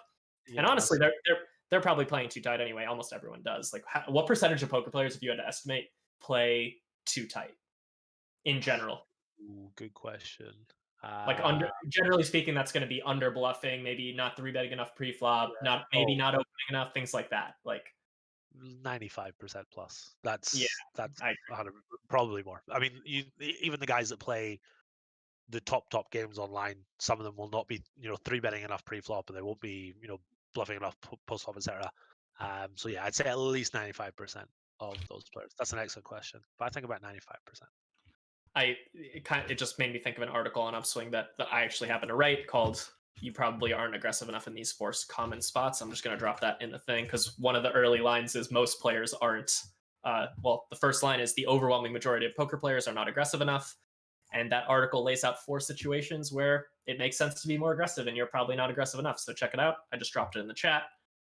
If you're watching this in the future, not live, go ahead and just Google like "you aren't aggressive enough poker" and it'll pop up. A pretty interesting size from Dougie Boy on the left-hand side. He 3-bet pre-flop and bet pretty big on the King Queen 6 flush draw. As we see Daniel with a very nice hero call with his river pair. Taking that one down for 7,400. A couple of small pots being traded back and forth. Mike, I was wanting to ask you, we've spoken about the online WSOP. I am of the opinion now that even in 10 years' time when we're COVID-free, there will be an online WSOP and a live WSOP every year. Such was the success of the online WSOP that ran. I think we'll have one every year now, an online WSOP, and then a live WSOP as well. Do you think they'll put it? That's a great point. I haven't thought about that, and I would now that I've heard you say that, I would be surprised if they didn't do that because I mean WSOP they love running tournaments and making money. So I mean their business, hard to blame them. But if you had to guess, do you think it would be before the real main event, as we see Doug pot the turn on the left here and it gets through? Do you think it would be before? So if there was an online WSOP and the live WSOP as always in like 2025, say, do you think the online one would be before the live series or after? I think we'd see the online one in the fall, like September, October time. I don't think they'd run them at the same time. I think we'd see it in the September. I don't think they'd be the same time either. I was thinking maybe it would be before because they'd want to like run more saddies to the live one. Yeah, that's a good point. I Actually, could really see, but I could also see them using the logic of, well, we want to prioritize the live one, so we'll have that one happen as to not like sort of waste our capita. Because if you the more poker tournaments you run, the fewer people are going to register the later ones or whatever. So if you prioritize the live one, more people will play it, and then you do the online one as sort of more of an afterthought, like in a way. But it would be pretty cool if they had some sort of like you play like kind of like how Poker Stars does with like steps. So you play like if they did it beforehand, like if they did the online one beforehand, if you could qualify for like the final 200 players or whatever for one of the live tournaments. That would be pretty cool as well, actually. yeah, for sure, exactly. They've got options. They've got options. Poker with Risk says, "What percentage bluff more than you, Gazzy?" I do not bluff. So everyone, I guess. I Bluffing am is not a just bluffer. dishonest. It's just dishonest. It's just Yeah, dishonest. exactly. And my It's mama she didn't raise me like that. So yeah. I mean, you could ask her. She's in the next room, right? wow. Yeah, that was just going off of a chat joke. Man. I'm sorry. I'm sorry. My mom's here too. Don't worry. That is hilarious. Don't worry about it. I love this shit. Some people get very offended when I say it, but hold that thought. We have an 11k pots on the Yeah, right so hand this is, I side. believe this is just a double barrel from Doug. He bet the flop at the turn. He definitely bet the turn. I'm just double checking the flop action here. Yeah, seems that way. So we got 11k in the middle. Doug deciding whether or not to put in the third barrel. See what he likes to do. He does, and by fuck does he. He bets 1.5x pot on the river. And this is similar to a spot that Daniel had earlier in the session where he chose the same size on the bottom card pairing when there were a lot of missed straights, a lot of There were a couple of missed flushes on that board as well. But there are still a lot of missed straight draws here. Hands like ace-6, ace-5, etc., ace-9, etc., etc. So let's see what Daniel decides to do. He he's shoved all in. in. Oh my words! Probably not good for Doug if he's not snap calling. No, he hasn't snap called. He does He make the elects fold. to let it go. Pretty quick fold from Doug there as well, so I don't think he had too difficult a decision. Wow. Wow, wow, wow. Jotun has made an excellent point. Vegas sucks in the summer. I assume you mean given the heat. Let's move the online one to the spring, summer, and then the live one to the fall, winter. I completely agree, bud. That would be fantastic. And it means I don't have to give up my summer every year in the UK to go to Vegas, because I just can't miss Vegas. So yeah, it would be nice if they did that, but I don't see it happening, unfortunately. But that's a fantastic idea, Jotun. I completely agree with you.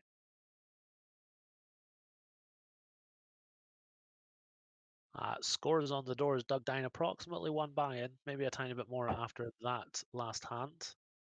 As you see, our man behind the scenes updating it for us. Down approximately one buy-in so far today. Trapeznik says, how old is Gary Blackwood? I will be 31 in 2 weeks. I'm not looking forward to it. How old are you, Mike? 20. Oh, shoot. 29. Yeah. Why did it take you 4 attempts to work out your own age? Well, because I was so used to saying 28, you say it for a whole year, and then I haven't like been seeing anyone, so like no one's like asking my age. It's like, but like only like 3 times ago, of someone asking my age, I was 28 essentially. So it's like, okay, I'm still in the adjustment period. That makes a lot of sense, but I got you. I did literally have to like look at the calendar in the bottom, or the calendar like snippet in the bottom right of my computer to see like, okay, 2021 minus 1991, but my birthday hasn't happened yet. Ridiculous. Fascinating stuff. Let's see what happens on the right hand side. Sorry, but Daniel has potted the turn. Slight overbet. My apologies. Quick call from Doug. Board pairs and flush gets there. You're 5-6, not looking so hot on that river. Let's see what happens. That is a dicey river. I didn't quite catch the action. I think this was a check raise from Daniel on the flop. Yeah, check raise from 800 to 2600 on the flop, and then Daniel bet that overbet on the turn, small overbet. Now he's betting 15K into 23. It's good sizing from Daniel. I like this sizing. I think it's pretty okay. Maybe go a tiny bit bigger, maybe something like 17K or so, but still. I think Daniel's going to have it a lot. When he check raises flop and bets turn, he has some bluffs like ace-5 with a diamond, ace-6 with a diamond, ace-deuce with a diamond. But I think a lot of the time he's going to have it here. The question is, does Doug have a little better? Oh my word, he's all in. Dougie P all in. What's a hand that like Doug might bluff with here? You think like a king 4? You think, or a king 4? Maybe not king 4. Maybe like 4-3. Yeah, 4-3 is like right in the fucking money. Yeah, that's like the perfect bluff. Not too many. Maybe a hand like ace-5 with the ace of diamonds, perhaps. Biggest pot of the day, maybe even of the challenge if Daniel calls here. This would be a big pot. This would be 165K, something like that. I'm actually nervous, guys. Okay, what do we think is going to happen? Type 1 if you think he's going to call, 2 if he's going to fold. Get your answers in as quickly as you can. The letter 1 if Daniel's going to call, 2 if he's going to fold. Answer as quick as you can. He is deep in the tank. I'm just wondering what the bottom of Doug's shoving range is here. Yeah, that's a great question. Like, does he shove like an ace 10 of diamonds? Like, does he shove? Ooh, baby. Does get through. Doug's gonna drag a nice size pot there. That was that a 53K? Yeah, 53K, almost a full buy-in. Wow. Oh, I'm curious to ask about that one. It's the only hand I've remembered that I can ask him about. So hopefully he spends half an hour talking about it and I can just go, and yeah, he won't hit me. Vip Modi asked, does it make sense to call there with just a 7? It's kind of tough to have a 7 based on the action. Yeah. I mean, maybe Daniel, if either player's going to have both players can have a 7. In Doug's spot, he would have like maybe a hand like 7-6 that floated the flop, turned a pair, calls, rivers a 7, but he's not going to shove with that hand. He's just going to call. It's more than strong enough to call. In Daniel's shoes, Well, Daniel check raised the flop, so he's going to have some 7-5 and 7-6 in there. Yeah, exactly. And then he's gonna turn. He's gonna turn a 7. He might continue betting for sure. And then river's a 7. He'd bet again. When you get jammed on, you only have the 7. Though I think it's probably just a fold.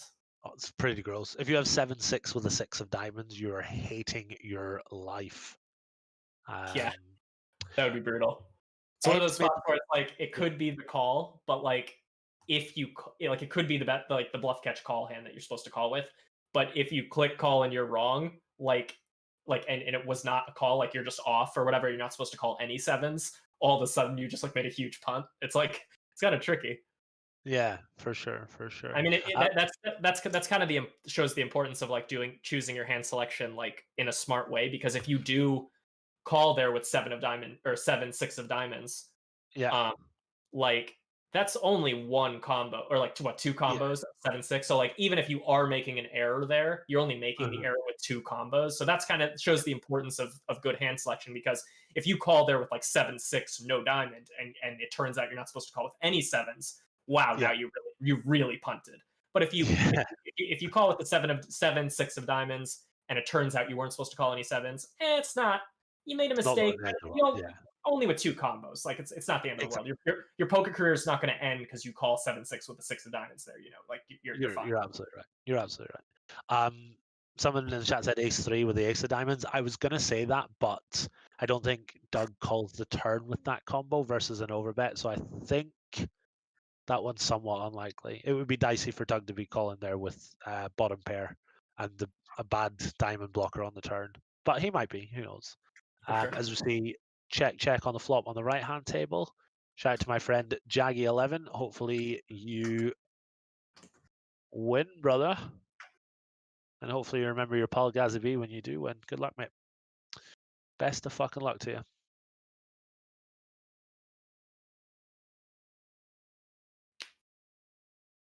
Ooh, shout out to Dankati. Welcome back to the chat, Dankati. One of our most consistent watchers and most consistent Negreanu supporters. Good to have you here. Appreciate you checking back in for another stream. Shout out to Call You Lose. Thank you very much. What were we playing? Was it were you in the 5-10 game?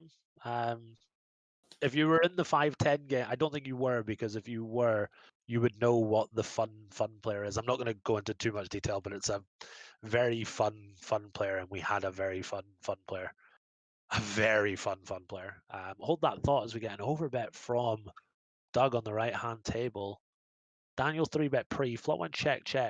Didn't quite catch the turn action, but Doug has gone nuts on the river, betting 1.5x, repping the 6 and repping it pretty well as Daniel elects to go ahead and fold. Yeah, let me know a bit more about the game, because I'll be curious to see who you were. Yes, that was that last pot was a 3-bet from Daniel. Then he checked the flop, and I believe he check called the bet from Doug. Okay. Just double checking. I thought flop went check. You might be right. I'm just double checking right now. Yeah, it did go check. My mistake. So then the turn was a 6. Just skipping through the action here. Did Daniel check call the turn, or did he bet out? Taking a look right now. Yeah, he bet. He like block size 2K into 7, and then he checked the river and Doug stuffed it.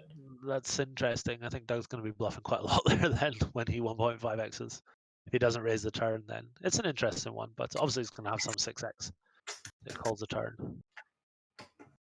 The man who got all the money. Ooh. You weren't me then, bud. I'm trying to think who you were. Oh, I think I know who you were. Very nice.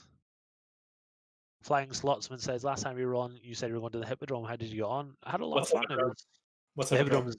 The casino in London.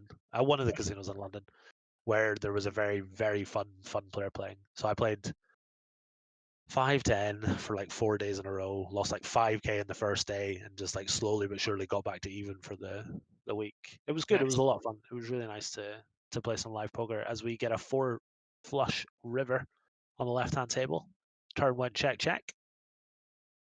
While we're waiting for this action, consider what I want to ask you. What was the dirtiest hand you played in that -5K session? But okay, Daniel's gonna drag that pot with ace queen. Oh, yeah, I tell you what. What was the dirtiest pot you played? Try to shorthand it so we don't like get but yeah.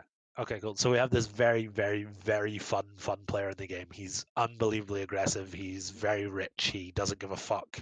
He's very aggressive. He's like showing up. He's playing like 80% of his hands. He's showing up with like 6 deuce and 7-3 and shit like that. So he's in the straddle. We're playing 5-10-25. He's in the straddle. Button opens. We look down at Jack 10 of hearts in the small blinds. And he opens to 75 and we call. And folds to the straddle, who then makes it 300. Now we call pre-flop because we want to play with this guy. He makes it 300s. Button folds. We call. Flop is King Jack Deuce with 2 hearts, and I'm just like, this is fucking amazing. We have the best hand always. This guy's going to bluff into us. Even if he does have a king, we've got loads of outs. We just see Doug raise the river here, get paid off. Nice little 12k pot to Doug. So anyway, we check the flop. King Jack 3 flop. You said 2 hearts. King Jack Deuce or King Jack 3 with 2 hearts. We check the flop. Our friend like pots it. We're like, this is amazing. We call. The turn is another king, and we check, and he shoves. I can't remember exactly how much for, but just like such a snap call versus this guy. Right. And he's got pocket jacks, and we're completely fucking dead. Oh my god, that is incredible. Oh, I was just like, you meant to have like 4-3 offsuit here, you absolute prick. What are you fucking doing?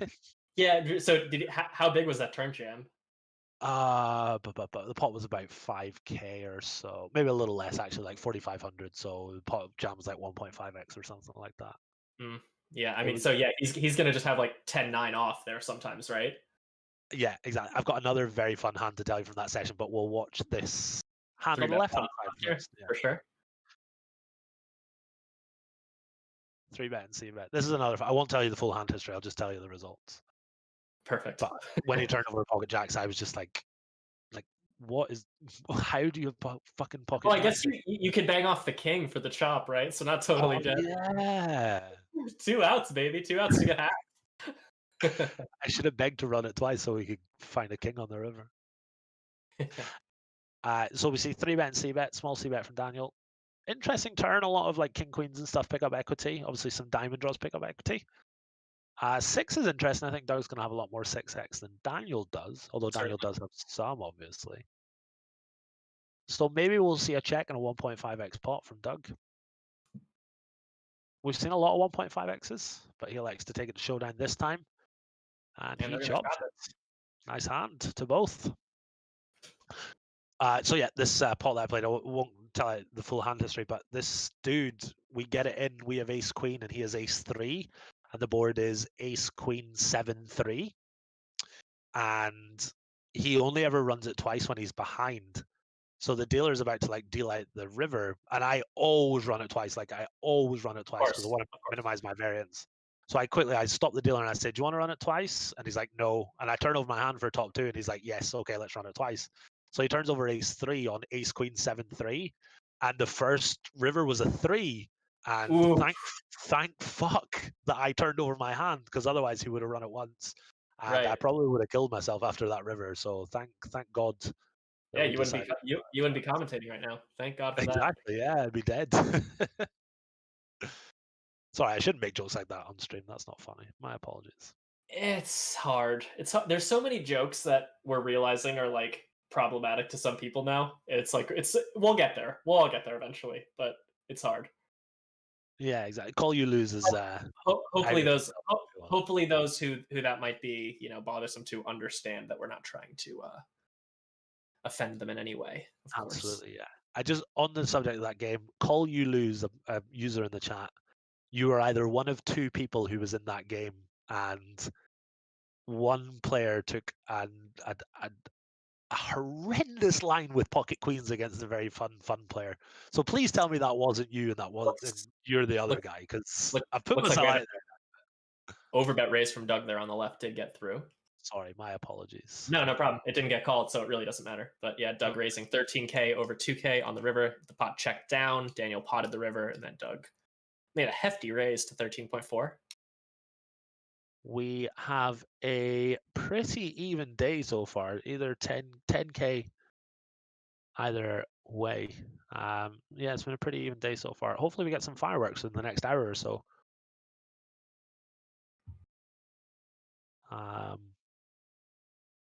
Yeah, 3-bet pot on the left hand side.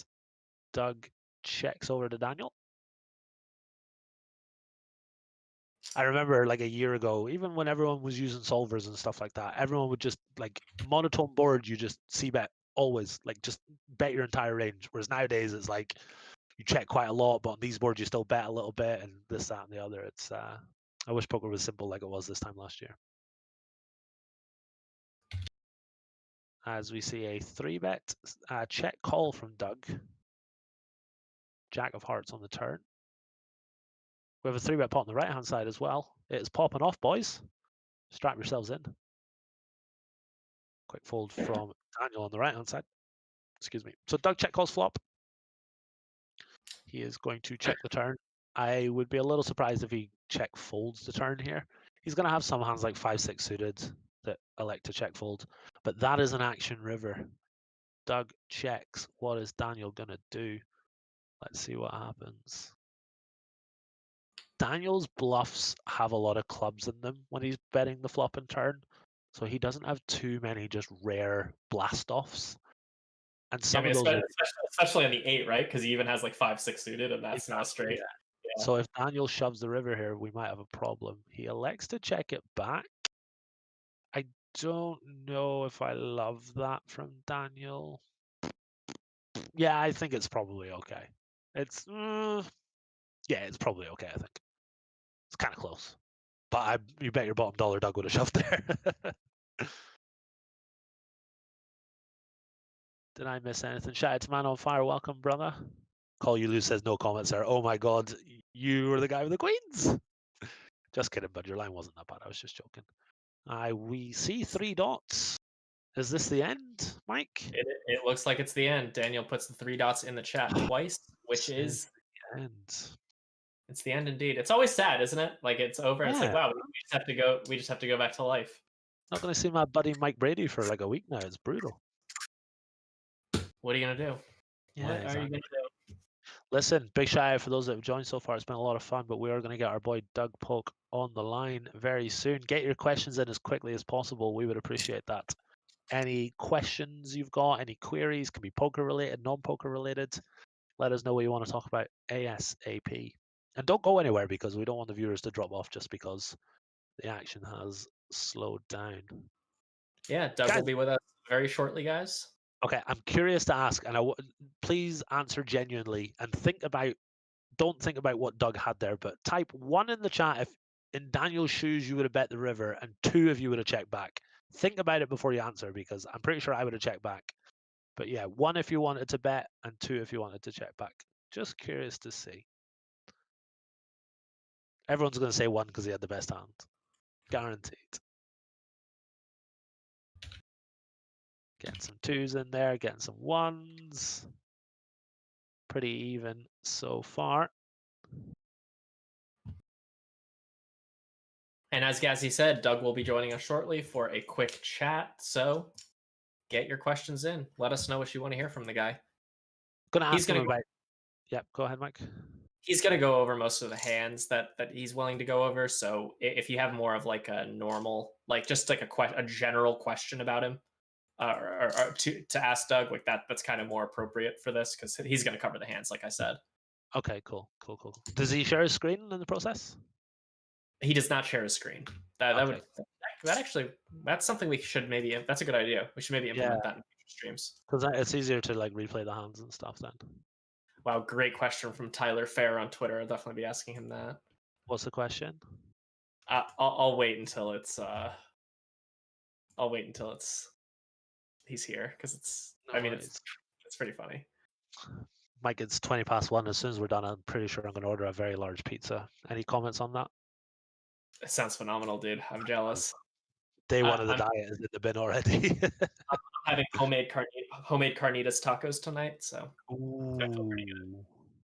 Can I come around? Is that okay? I wish you could, man. I really do. I would happily host your toast tonight.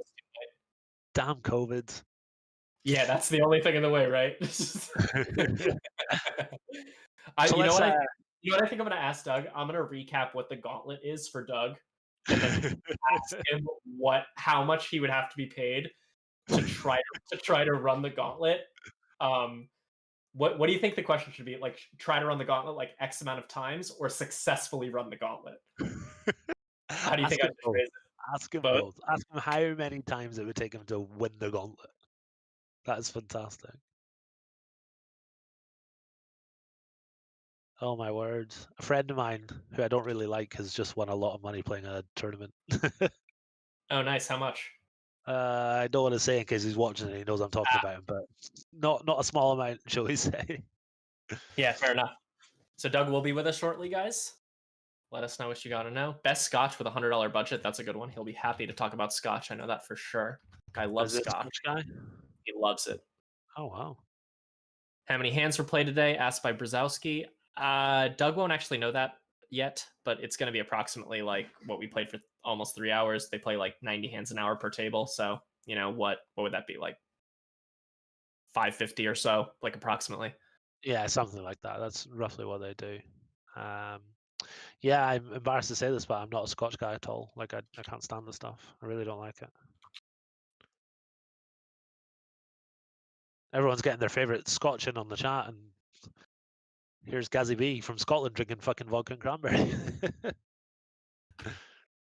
Mr. Rockwood says, "Why follow a dude you don't like?" I don't follow him. A friend of mine sent it to me, and he's not a friend. He's like a mutual. He's a guy that I used to know. It's probably the best way to describe him. But yeah, props to him for winning 6 figures. Double A Life said, question to Doug, how does it feel to be the superior human being? I'm not going to ask him that one, but appreciate the attempt.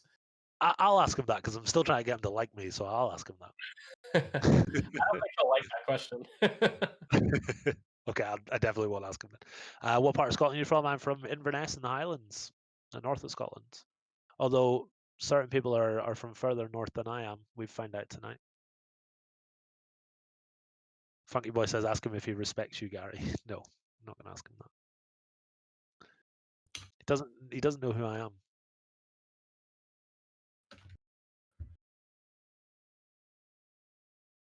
Do you think Tino Mulder is the GOAT? Who the fuck is Tino Mulder? 1 second, let me do some Googling.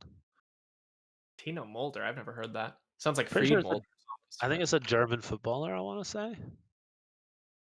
Oh, it's a poker player. Images, 1 second. Never heard of him before, but by fuck is he handsome, so congratulations to Tino Mulder for that. Have you ever been to Shetland? No, I've never been. I used to live in the Western Isles in Stornoway for a couple of years, or for a few months. That was fun, but I've never been as far north as that. Someone in the YouTube chat said, if a Six Max player thinks it's a bet, then surely it's a bet and heads up. That's a good one. It's the other way around. It's yeah, we're nits compared to these heads up guys who've got fucking really wide ranges. I heard a beep in my ear. Do we have Mr. Polk on the line? I'm on the line. How you doing, bud? Try my video. How you doing? It's good. It's good. I'm doing good. How are you guys doing? We're doing good, man. It was a lot of fun tonight. I had a lot of action. It was pretty sweet. It was a wild one. I'm gonna do my best today to not say the word like. Okay. The last time I came on for a post-game interview, I had just tweeted beforehand a few days that if I say like, for every time I say like, unless it's using the actual word in its meaning, that I would donate $100 to Dan Smith's charity. And I just went to town, completely having forgotten that I had even said that. Oh, and then no. I had to it was the worst sweat. I had to fire up the video and just sit there and just count out each one. It was brutal sweat. And I didn't even know how much money it was going to cost me. Luckily, it was a short post-game interview. So if I'm a little bit slower speaking today, it's because I'm trying to speak clearly and not sound like I'm a 14-year-old Valley Hill. So that's what I'm going for. Perfect. What was the total amount that you had to ship across? It only ended up being 2,400. I said it 35, 40 times, but some of them were legitimate. Legit likes, yeah. Well, sometimes something is actually like something else, in which case it's a reasonable word to use. Okay. But when you use it as a filler, it's a complete waste of everyone's time. So yeah, using it in place of like or whatever. Like that's the thing you're trying to avoid. You said it twice in that sentence. I said the L word twice in that sentence. Did you only say it once? I know I Yeah. heard it. Did you say I that believe twice? I believe it. I'm floored with myself. That's I- pathetic. Maybe I'm wrong. I know I heard it at least once, so I'm gonna be doing my best to speak slowly and more clearly and not. This is good. This kind of punishment, it's actually good because if you didn't have some sort of punishment for things like this, correct usage of the word like, Mhm. then you would just keep doing them indefinitely. Yeah. But it just takes one time where you feel like a complete idiot and have to count each one out before you're going to try and pick your words more carefully. So that's the goal today. Just want to get that out of the way. That's awesome, man. Thanks for clarifying. So if anyone's wondering why Mr. Polk is speaking a bit slowly, it's because he doesn't want to sound like a 14-year-old valley girl. So yeah, makes a lot Good of sense. stuff. What was the total today, sir? We ended up losing. Let me see. I think it was 27K, so about 2/3 of a buy-in. Nice was- job, Jimmy, with the tracking. Jimmy said minus 20K with his manual tracking, so he's getting good. Like he is Yeah. Sharp. within 20 blinds. Like that is good stuff. Good job, Jimmy. That's very sharp. Good By job, the end Jimmy. of the challenge, he'll be down to the dollar. He'll be like, yeah, $27,212. Just in time to not do it anymore. But it was an interesting one today. We went back and forth. I had a couple interesting hands. I think most of the really big pots were pretty standard stuff. I don't think that there was anything too crazy. I had a hand where I threw it. Folded those kings. I don't know. Yeah, no, obviously ace versus king is standard. Then I had a hand where I tripled off ace king on king 7-4 4-9, and he had 9's river to 9. I think his line is Yeah. fine too. I don't think he made a mistake there. But either way you dice it, someone's getting stacked in that one. We had a hand where I threw a jack 10 suited right out of the gate. He called jack 6-3 flush draw. I bet he called.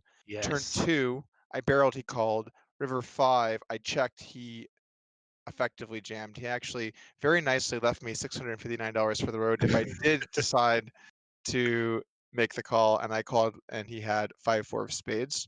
Mhm. So he basically turned straight. His obviously the tourney has the super nuts. He has the nuts with the redraw, which is always a good place to be. And then what other big hands we had? We had one where I'd 3-bet 7-6 suited and tripled off on king 8 deuce king ace.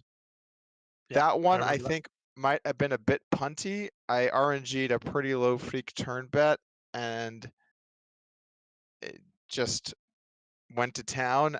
And then afterwards thought to myself, maybe that wasn't the best hand to go to town with. There's probably some other better candidates. So yeah, that one was most likely a bit punty. We had a hand that could have been a 400 big blind pot where I opened, he called. The flop was king 4-3 with a flush draw. Yes. He check raised, I called. The turn was a 7. He barreled over the size of the pot, which is interesting. And I Mhm. called, and then the river is a 7 pairing the board, and he bet 2/3 pot, and I wagered all of the remaining monies. And so that could have been a very large pot, but he folded, so we're never going to know what anyone had. But he did tank fold, so I'm going to assume he probably had something for value and got put in a tough spot. That's a rough spot for out of position, typically. We were curious about. We were kind of talking about a very specific hand and how much it hates its life and what it's supposed to do. 7-7-6 of diamonds. What do you think about his if he had that in that spot? So that would be backdoor trips again. For those who didn't see the hand, it was king 4-3, 7-7 with the front door flush getting there. So there was no backdoor flush, so just the flush getting there. And he had the we were talking about if it was 7-6 of diamonds. So trips with a flush blocker. What do you think? Well, I don't think that's possible because the 7 of diamonds is on board. No, he means Right. 7-6 with the 6 of diamonds. Oh, Yeah. I don't think that hand is betting 110% pot turn. That doesn't make sense with that hand. When he goes when he bets 110% pot on the turn, he's saying, I have a really good hand or a bluff. He's not saying I got a little something cooking. He's saying he has a really good hand, right? So or he's bluffing. or he Okay. has some kind of draw that has no showdown. I don't think. I would be surprised if it's the correct play to make with 7-6 there, and I would also be surprised if he's the kind of player that would be doing that. So Sure. So moot then. probably not. I think he's really saying I have a straight or I have a flush with the way that he played this hand. Well, then, sort of along those lines, what about 6 of diamonds 5 offsuit? What do you think about this Well, spot? that would be a tough spot. I imagine he's going to have to do some of both. It depends on the way he's constructing. It's also tough, Brady, because in some of these spots, I don't use the sizes that he uses. So when you say, well, what would you do here? It's tough because I've not looked at any sims that are 110% turn Right. barrel here. I've never looked at a sim that does that. So I have some ideas of what you're probably supposed to do, but I don't really play that size. So I'm not sure the way that the range gets constructed. He's going to occasionally have a boat there too. When he has a boat, obviously he's going to get to call pretty happily. But if I bluff with the hands that block his boats and then also jam boats, he doesn't really have a boat much here when I jam because of just card removal effects. So it's a tough spot for out of position. I'm interested to look that one up later. And that's what's fun about some of these deeper pots. You're 200 blinds deep, so big spots. And then weird runouts happen. You don't get to pick the runout. Usually it's not ideal for both players. Usually it's a weird spot. Usually there's things that are going on you have to think about. And then you have to try and in the moment come up with a solution that you don't really know the answer to. And I think we played that one pretty well. Cool. I don't think my hand was too. When you said about his 110% turn size, and there was sounded like it's not a size that you would have chosen yourself in that spot. Would that be right? I would say generally speaking, no. I don't tend to use that. I think, but it doesn't mean that you can't. I think that it's certainly correct to be using that size a small amount because there are some hands that will really like that size. So it does not mean it's bad. It just means it tends to be more specific, and that is more difficult. And then you have this trade-off of, do you want to create small ranges that are difficult or not? So it's not bad. It can definitely be correct with some hands. Okay. It's just you basically make your life a lot harder using strategies like that because now you have to really think about the way you construct your range. Yes. And then you add onto that, we're 200 blinds deep. So if you start making some mistakes on the way you're constructing that range, you're going to be out of position on a bunch of board changing rivers against a player that's going to value bet. I mean, I'm going to value bet him thin enough almost always. And then I'm also going to be aggressively picking out bluffs to match those ratios. So you're going to get put in just really ugly spots. Yeah. And it's one of the personally, I've never loved the check raise lines in the big blind. I've studied them a decent amount to try and be somewhat competent and solid on them. And we've had some interesting check raise spots. This challenge drive check raise bet jammed or check raise. And then we had a check raise spot today where I check raised 10 out of clubs and he called and then I turned a straight on a king. Right. So, and I don't know if I played that hand well. Basically, in a lot of these check raise spots, I just try to give myself some ability to have strong hands in a lot of these different lines and protect my check range while also barreling at a high enough frequency to dissuade some lighter floats. But those spots are tough. Go ahead. Cool. Any hands? I have a new idea for these interviews. I'm gonna rapid fire the off topic questions at the end, but let's get through like sort of the hands first. So one in particular that a lot of people are curious about is Daniel's 7-8 of diamonds, no equity triple in the 3-bet pot where you had the king jack of clubs. You made a nice call on the river with top pair that you turned and a straight blocker. What do you think of Daniel's play there? And do you have any other general thoughts on the hand? I think his play is definitely aggressive. I think that in a lot of these triple spots, you're going to have to pick some hands that you don't love to barrel.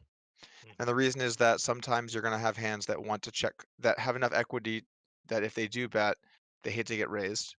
This board not as much like that, but the general concept of, typically speaking, you're going to want to keep your bluffs bluffy enough to where you don't hate getting raised, but not so bluffy that they have bad removal and equity. But sometimes you don't always get to choose that, and sometimes you have to pick some bluffs that are non-equity. I don't know how much you have to do that on this board exactly. It's probably something that you could do a very low amount and it's good, but this is a very good turn for the big blind. And so you get to bet very aggressively in this situation for value and as a bluff. And then I think this river is a very, very, very good river for the big blind, because the big blind's certainly going to play Jack 9 like this and also Ace Jack like this. So the big blind can just have those hands. I mean, Ace Jack is going to be taking some different lines, but Jack 9 is quite often going to take this line, and then Ace Jack is going to take it sometimes. And then, of course, you can also just have hands like I keep saying like correctly, and I freak out when I say it, but no, it's correct here, and this is the correct usage. You could have a hand like King Queen, Queens Kings, Queens not the most likely, but Kings Queens, King Queen, Ace Jack, Jack 9, 5s and 3s when he does 3-bet them, King 5, King 3, King 10. There's a bunch of hands that he can have here for value. So you do get to bluff here aggressively, and it wouldn't surprise me if on a run out like this, you bluff more hands that then feel comfortable bluffing. And it also depends a little bit on the way that he's constructing his 3-bet range. Does he have a lot of 6-4 suited here? Does he have a lot of 7-6 suited here? Does he have a lot of 6-2 suited here? Does he have a lot of 4-2 suited? The way that he's 3-betting those hands pretty might determine it, right? Because you might look at the 8-7 and think, wow, that's really spewy if you have a lot of those other hands. But if his frequencies of those, he's not taking the flop bet line, or he's not putting those hands in the 3-bet range as often, then it can become quite reasonable. I'm sure you could put in a pre-flop range where his play is reasonable. So to sum that up, overall, I think that it's a fine play, assuming that he's not just doing that constantly, Right. because then at some point you're just going to be bluffing way too often, and then the opponent's bluff catchers overrealize. I mean, my hand, I assume, is a pure call in this situation, Seems that way. but even then, I'm not thrilled about this, right? I'm not. You're not super high pumped. fiving the leader. Yeah. You beat 0 value bets. Right. It's just a bluff catcher. If he has anything he jams for value, you're dead. So yeah, I think that hand was reasonable. Cool. One thing I wanted to ask about that hand is, obviously we know that the king on the turn is really good for the big blinds range, but given the flop was Queen 5-3, you've still got some like King 6, King 7 with a backdoor flush draw that's going to float the flop. Do you start to have to fold those on the river, given how good the run out is for Daniel's range? I think that kings are. I'm gonna have to look this up, but I think at 150 big blinds on this run out, I'd be pretty surprised if kings don't mix fold. And I also think that there are hands such as Queen Jack or Ace Queen that would be stronger calls than a hand. Like King 6, yeah. He can also be bluffing with hands like Ace 4 suited, Ace 2 suited. So those are some hands. Actually, maybe the ace isn't as good. But for example, Queen Jack is certainly going to be getting in there for calls before King 6, King 6 or King 4 or whatever Makes those sense. are doing. So those backdoor straight and backdoor flush King X combos, do they float the flop? Hands like King 6, etc. I assume they do in position 150 deep versus that small size. yeah, I would Yeah. say so. I would say Okay, so, cool. yeah. And obviously King Jack, very nice Jack blocker, which makes for a much nicer call. Still And can't hit a very nice king blocker. Hell yeah. Yeah, blocking kings and king queen. Not talked about too Yeah. much, but pretty important. When you Any have other- when you have Go. a hand that's this good, where both cards are just good blocking properties, it's pretty tough for you to be folding very often unless the bet size gets really, really big. And yeah. Cool. You want to take a look through your replay or see if there's any more hands you want to sort of touch on before we Sure. jump into off-topic stuff for a moment? Yeah, there was. Let me see here. What was there? Okay, I've looked at all of the ones from that table. Let me look at the other one.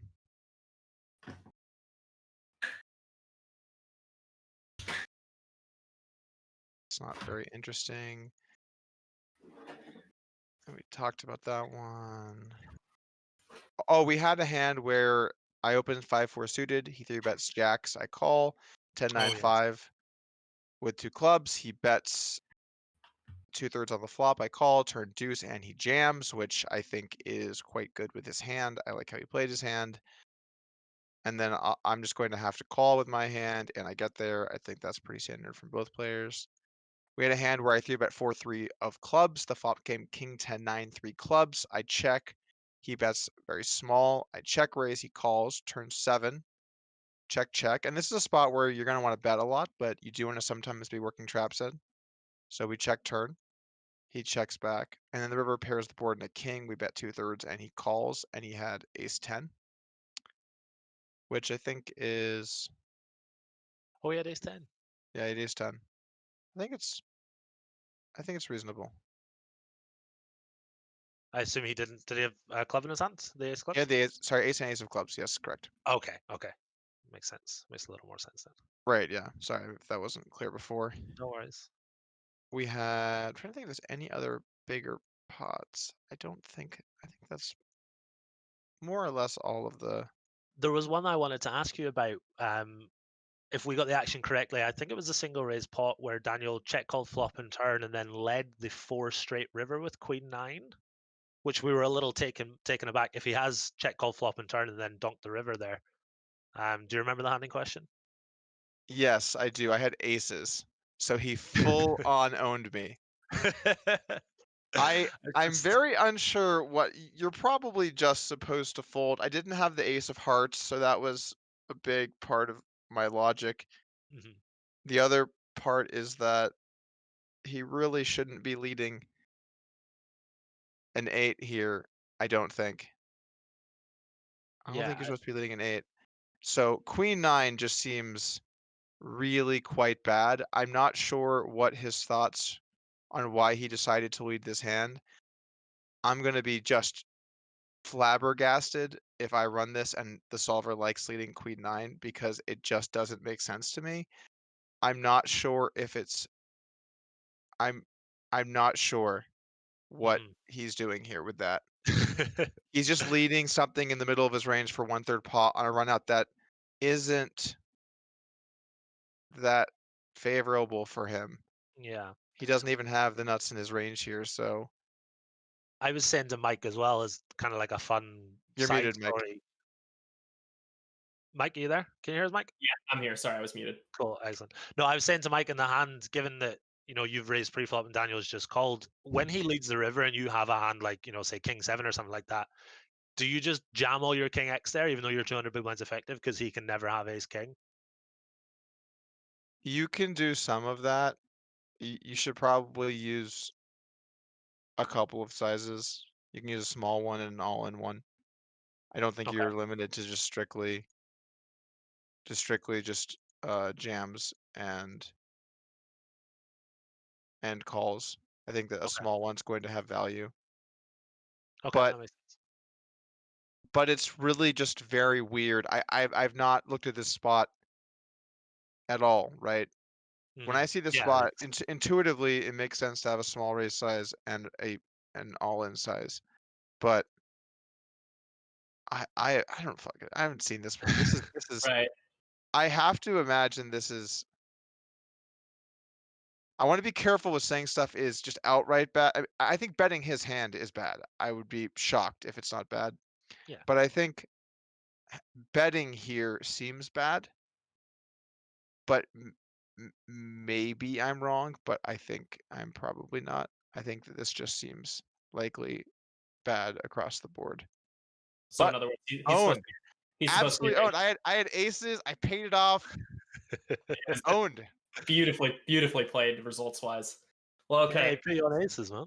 Maybe aces is a pure fold. Maybe we both made mistakes, but his just hard countered mine, and the dance of poker goes on. Indeed. It's so weird with aces there, because I'm thinking he's saying he has a king or a bluff. What bluffs would he bluff here? Would he bluff Yeah. a pair?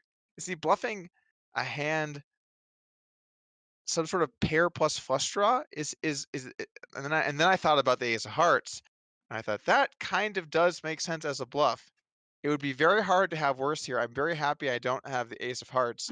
And then I Yeah. started thinking about how often do I need to call? Would I rather call a hand such as aces or a hand like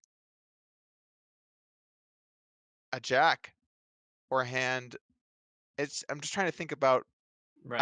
I probably can just fold, not be such a station, and it would be just fine. But too weird. Sometimes when things get really weird, you just gotta see what was going on. Let's just take a look behind the curtain and let's see what we got. And to be fair, it was almost worth paying it off because it was a very interesting hand that he did decide to go ahead and bet. Yeah, I mean, look at this. We had like a 7-minute conversation about it. So was it worth Yeah. $3,500? That's really up to Doug to decide. No. I didn't. So kind of moving on from the hands. We were talking about. Have you ever by chance heard of the Gauntlet in Vegas? It's sort of like a live poker thing. Have you ever heard of this? Okay, no. Just by the blank look on your No. face, you have. So Bill's Gambling Hall, right? It used to be a thing. So they used to have 50-cent $1 cash games there. Sorry to interrupt. So running the Gauntlet in Vegas would be you buy in for $100 at Bill's Gambling Hall. When you get to 200, you get to go to a casino that has 1-2. When you run that up to 400, you get to play 2-5. Stay with me, bro. When you run that up to 800, you get to play 5-10. And then when you run that up to 1600, you get to play 10-20. And then when you hit, I think it was 2K or 4K, you're done. My question to you, how much would you have to be paid to attempt the Gauntlet 5 times? Unless you completed on the first one, but that's obviously unlikely. Well, we're talking about a post-COVID world, right? Because I wouldn't do this during COVID. Let's imagine COVID has never even existed, like pre-COVID world, just so there's no side variables. How much would you have to be to attempt it 5 times? And you can't punt it. You have to try. You have to try to complete it. Luckily for me, those two things aren't that far apart. Because when I play live full ring, it gets very punty very fast. So I have to double it up 6 times, you're saying? Exactly, but you also have to move from casino to casino and wait on lists and shit. It's pretty brutal. Well, the thing about this is you mainly just bust at the first or second casino. Right. So on average, your average trip is 1.6 casinos, right? Something like that, yeah. So it's really not that, but it's about 7.5, 8 casinos. I don't think I'd have to be paid too much for this. It's also mainly going to be short because you would mainly double or get stacked in an hour or two. So this is only about 15 hours and 7.5 casino trips. Food for thought. So not too much is your answer. Not too much. A reasonable amount, a normal amount. Reasonable amount. I would, for the same hourly that I think I'm winning in this challenge, I would be more than happy to run the gauntlet. Also, by the way, what crazy asshole came up with this? I don't know. If anyone knows who came up with the gauntlet, feel free to tweet at me or Doug, because I'm so curious. But I've heard of people attempt it, and no one was even really close to successful. But the especially brutal thing, if you're really motivated to do the gauntlet, is going to Bill's or whatever, then moving on to I don't know, another casino with 1-2, maybe getting to 2-5, and then busting and having to go back to Bill's. The walk back to Bill's. That's what makes it really impossible to finish, right? Because if you don't do it on the first one, it's you're not going back to Bill's. Do you have to walk or can you ride in a car? You can do whatever you want. Yeah, it's not about that. Yeah, it's just about the table play. Also, the strip implemented parking fees, so all of a sudden this is getting very expensive trying to run up your $80 to whatever the hell you're saying you have to run it up to. Let me guess. Right. Let me guess. This has been a poker vlog, or is it not even possible anymore because Bill's isn't a thing? It hasn't been a thing for a while, so yeah. I think the gauntlet is dead unless you want to start at 1-2. The new gauntlet is you start at 1-2, right? It has to start at 1-2. Sure. Right.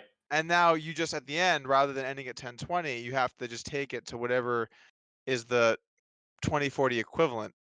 What if What if you have to take it to the limit hold'em machine and play the Ooh. highest stakes on there, and then spin it up from Ooh. that? Good luck winning. Yeah, tough to do. All right, well, before we dive into the speed round of questions that we're going to experiment with, Gazzy, do you have any questions you wanna ask? No, I really just wanted to ask about that Queen 9 lead from Daniel and whether or not we can start shoving for fun. But yeah, it was a lot Cool. of Yeah, fun. we got some good mileage out of that one, so that was good. All right, so Doug, speed round here. It's going to be 7 total questions, not long answers. Let's just get through this. Ready for this? I'm ready. All right, here we go.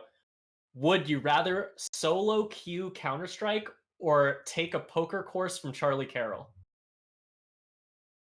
I can see where they're going with that because they're both things I wouldn't wish on my worst enemy. Okay, got it. So But I would tie. rather solo queue for sure. Okay, cool. I don't think I could live with myself with Charlie Carroll explaining to me how poker works. I just couldn't. I don't think I could. I just couldn't. You gotta just end it all at that point. Right, for sure. What is solo queuing? Quick explanation. I don't know. It's just searching for a game with no teammates. So you're gonna enter a game, and random people on the internet are gonna be assigned to your team. Usually, you get into a game, and the first thing you hear is someone just yells into the mic. There's some in Europe. Some Russian is always just screaming about something. Apparently, is what I hear about Russia. Someone's always already on full blown tilt. Someone might be killing you. That could happen in the spawn. Someone might have decided that they're not going to play this game. They're just AFK or spin botting. There's So it it's sucks. it Yeah. sucks. It absolutely sucks. All right, next one. Best scotch with a $100 budget. Well, the problem here is it's been a while since I looked at the price of scotch. So I'm going. All right, so actually here's my answer. Dalmore, Dalmore. I've really been liking a lot of the stuff that I've been drinking from them lately, and they have some good bottles that are around 80 to 100. I think that I think you'll really enjoy. It's a bit of a smaller brand. It's not going to have the name recognition, but they make a good scotch. I got a bottle from Dan Smith recently as a gift, and I wish I could remember the name of it. It's one of the Glens. There's so many Glens. I have to think about what is the name of that bottle. I'll tell you what. Glenmorangie, Glenfiddich. No, it's not. It's not any of the big ones. My personal favorites though are Glenfiddich, Glenlivet, Macallan. If you don't like Oloroso Sherry, you're not going to like Macallan. Basically, a lot of the scotches in Speyside I think are quite good, and so I'd recommend a lot of the stuff from that region if you don't like peated whiskey. If you're more of a smoky flavor kind of guy, you're probably going to like more whiskeys from either the Highlands or more specifically Isla. I think that area tends to have the extremely. Did I butcher that? The Isle of Islay, it's called. Islay. You were close. You were close. I was close, right? That was good. That one, if you like the smoked whiskeys, I'd recommend checking some stuff out over there. I'm not really into those, so I can't even recommend you in the right direction. All right, next one. What's your favorite country that you visited?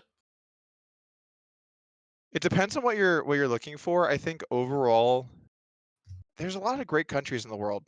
There really are. I think from strictly a food perspective, I think Japan is probably the best country. The steak and sushi are both just number one, obviously, and the dining experiences there are really good. I think from a food perspective, I would definitely recommend Tokyo. I think Australia, I really used to enjoy going there during the winter and going to Aussie Millions, not just because there was usually good poker there, but because the weather is it's very nice. It feels like you're cheating because you get to go to Australia and it's summer when it's winter here. You're just dodging it, you're not having to deal with the cold at any point. It felt pretty sweet. And I hate cold, so that was nice for me. I think, and then also Melbourne. Melbourne's a really cool city. I'd recommend checking that out if anyone gets the opportunity to do so. I think I know I'm talking about cities, but I think cities are more applicable than countries, really. Sure. Vancouver is an awesome spot. I've been up there so much for poker over the years. What's cool about Vancouver, it's very modern. So they had a chance to really plan things out. The buildings are cool and the architecture is cool. And it's not a very old city like you see in some of the US cities on the East Coast that are kind of shitty. Shout out to New York. But I'd say that those are some of my favorite ones. Barcelona is cool. I actually really enjoy going to Scotland 2 years ago now, and just doing a Scotch tasting of all my favorite whiskeys around. Why are you rolling your eyes? I didn't roll my eyes. I was just that's why all the Americans they come to Scotland, they go to the distilleries. Oh yeah, you That's- think all that's Americans go to Scotland? You're going to need newsflash. when It's they go to maybe Scotland. 1% of us, if even. All the When Americans, they go to Scotland. aka almost no Americans. Well, yeah, I mean the Americans that do go to Scotland, they love a whiskey tour. That's what Those the Scottish economy douchebags. is. Frankly, just stay in your own goddamn country. Unreal. All 4,000 of you, you just flock here every year and go taste whiskey. Man, you just can't get away with one, huh, Gassy? Doug's got to That's give all. Just a simple roll of the eyes, and I get flamed by Doug Polk. Thanks very much.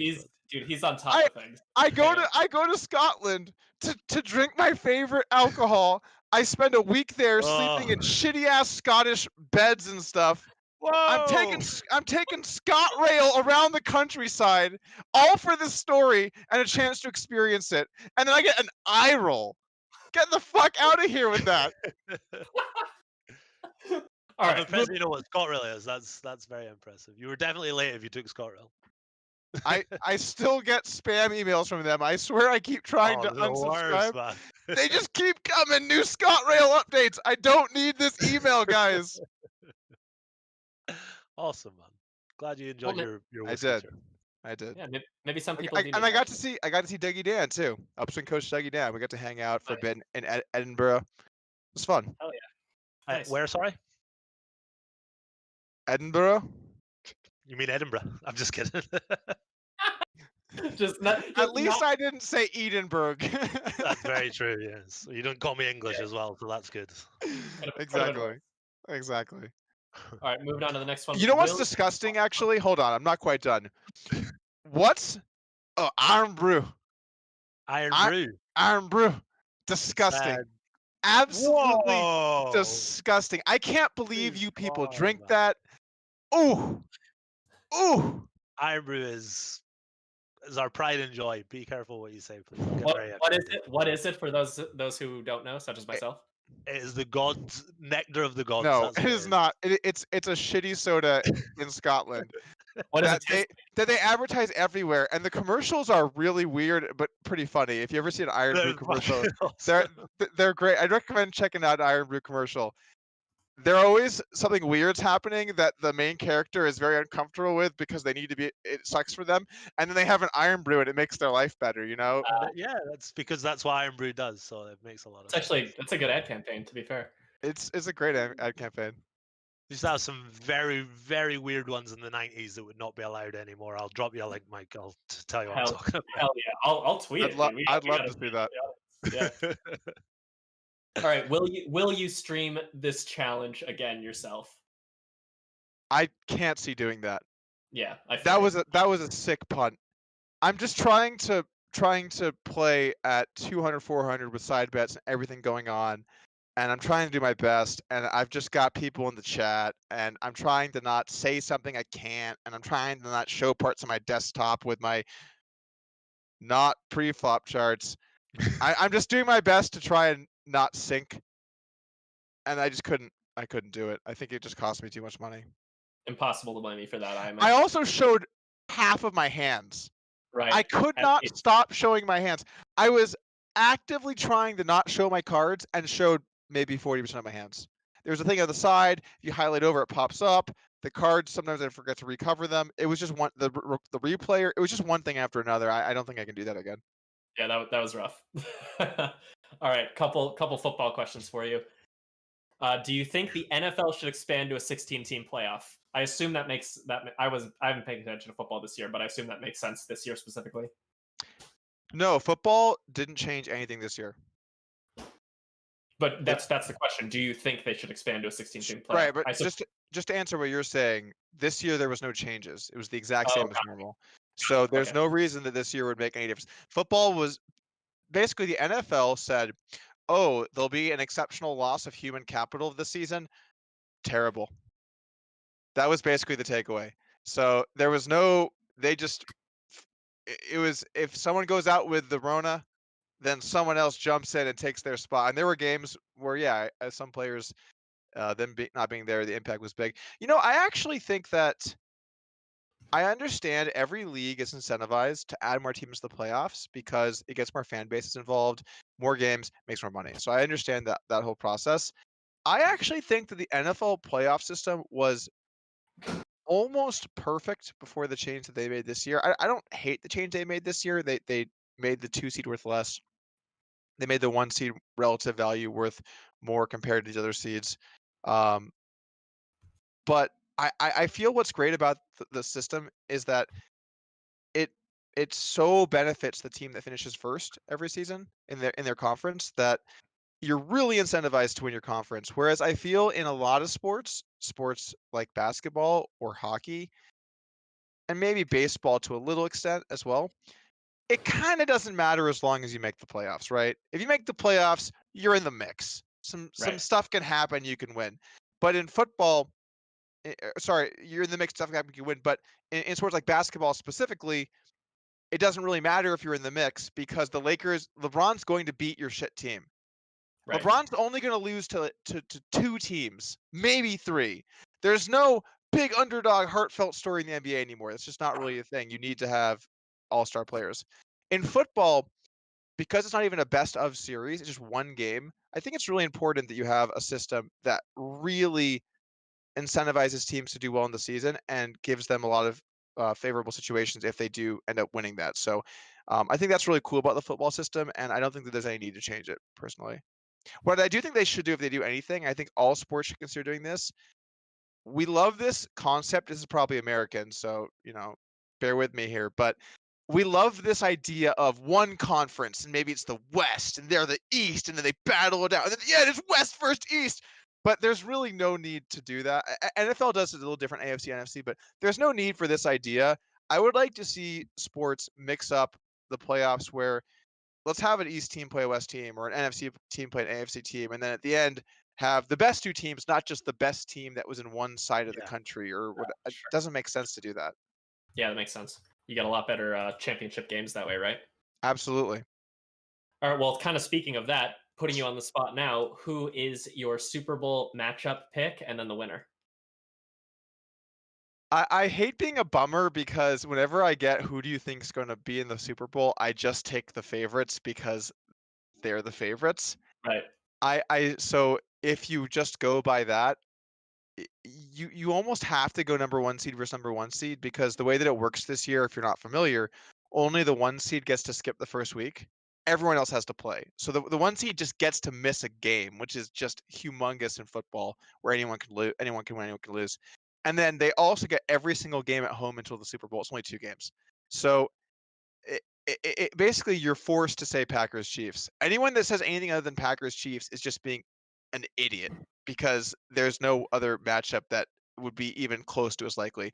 The next one would probably be Packers Bills, but that's way less likely than Packers Chiefs. And then I think the Chiefs are just a lot better than the Packers are. Mahomes is just phenomenal quarterback.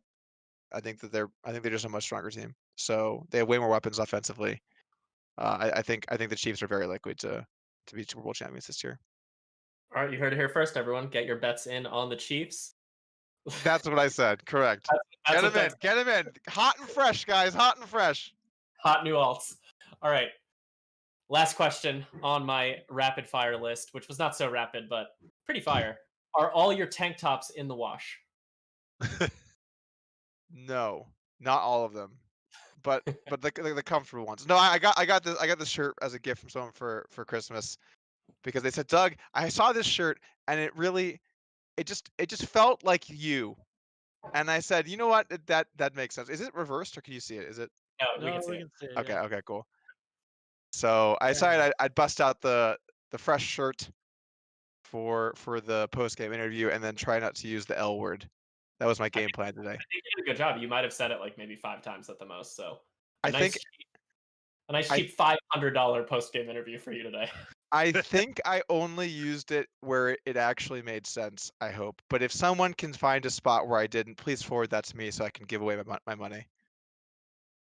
Nothing Doug likes doing more, except when it's to Negreanu.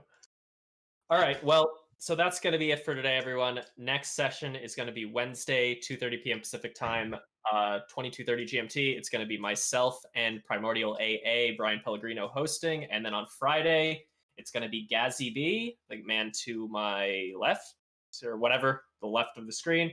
And with a TBD co-host, we're still got a few people who may do it, so we'll let you know as soon as we have someone nailed down, but should be great. So that's going to be Wednesday, Friday this week, same time, 2:30 p.m. Pacific time, 22:30 GMT. It's good having you here, Doug and Gazzy. Thank you very much. It was great to be here. Yeah, GG. Thanks for being here, everyone. Peace, Take it guys. easy, guys. Thank you.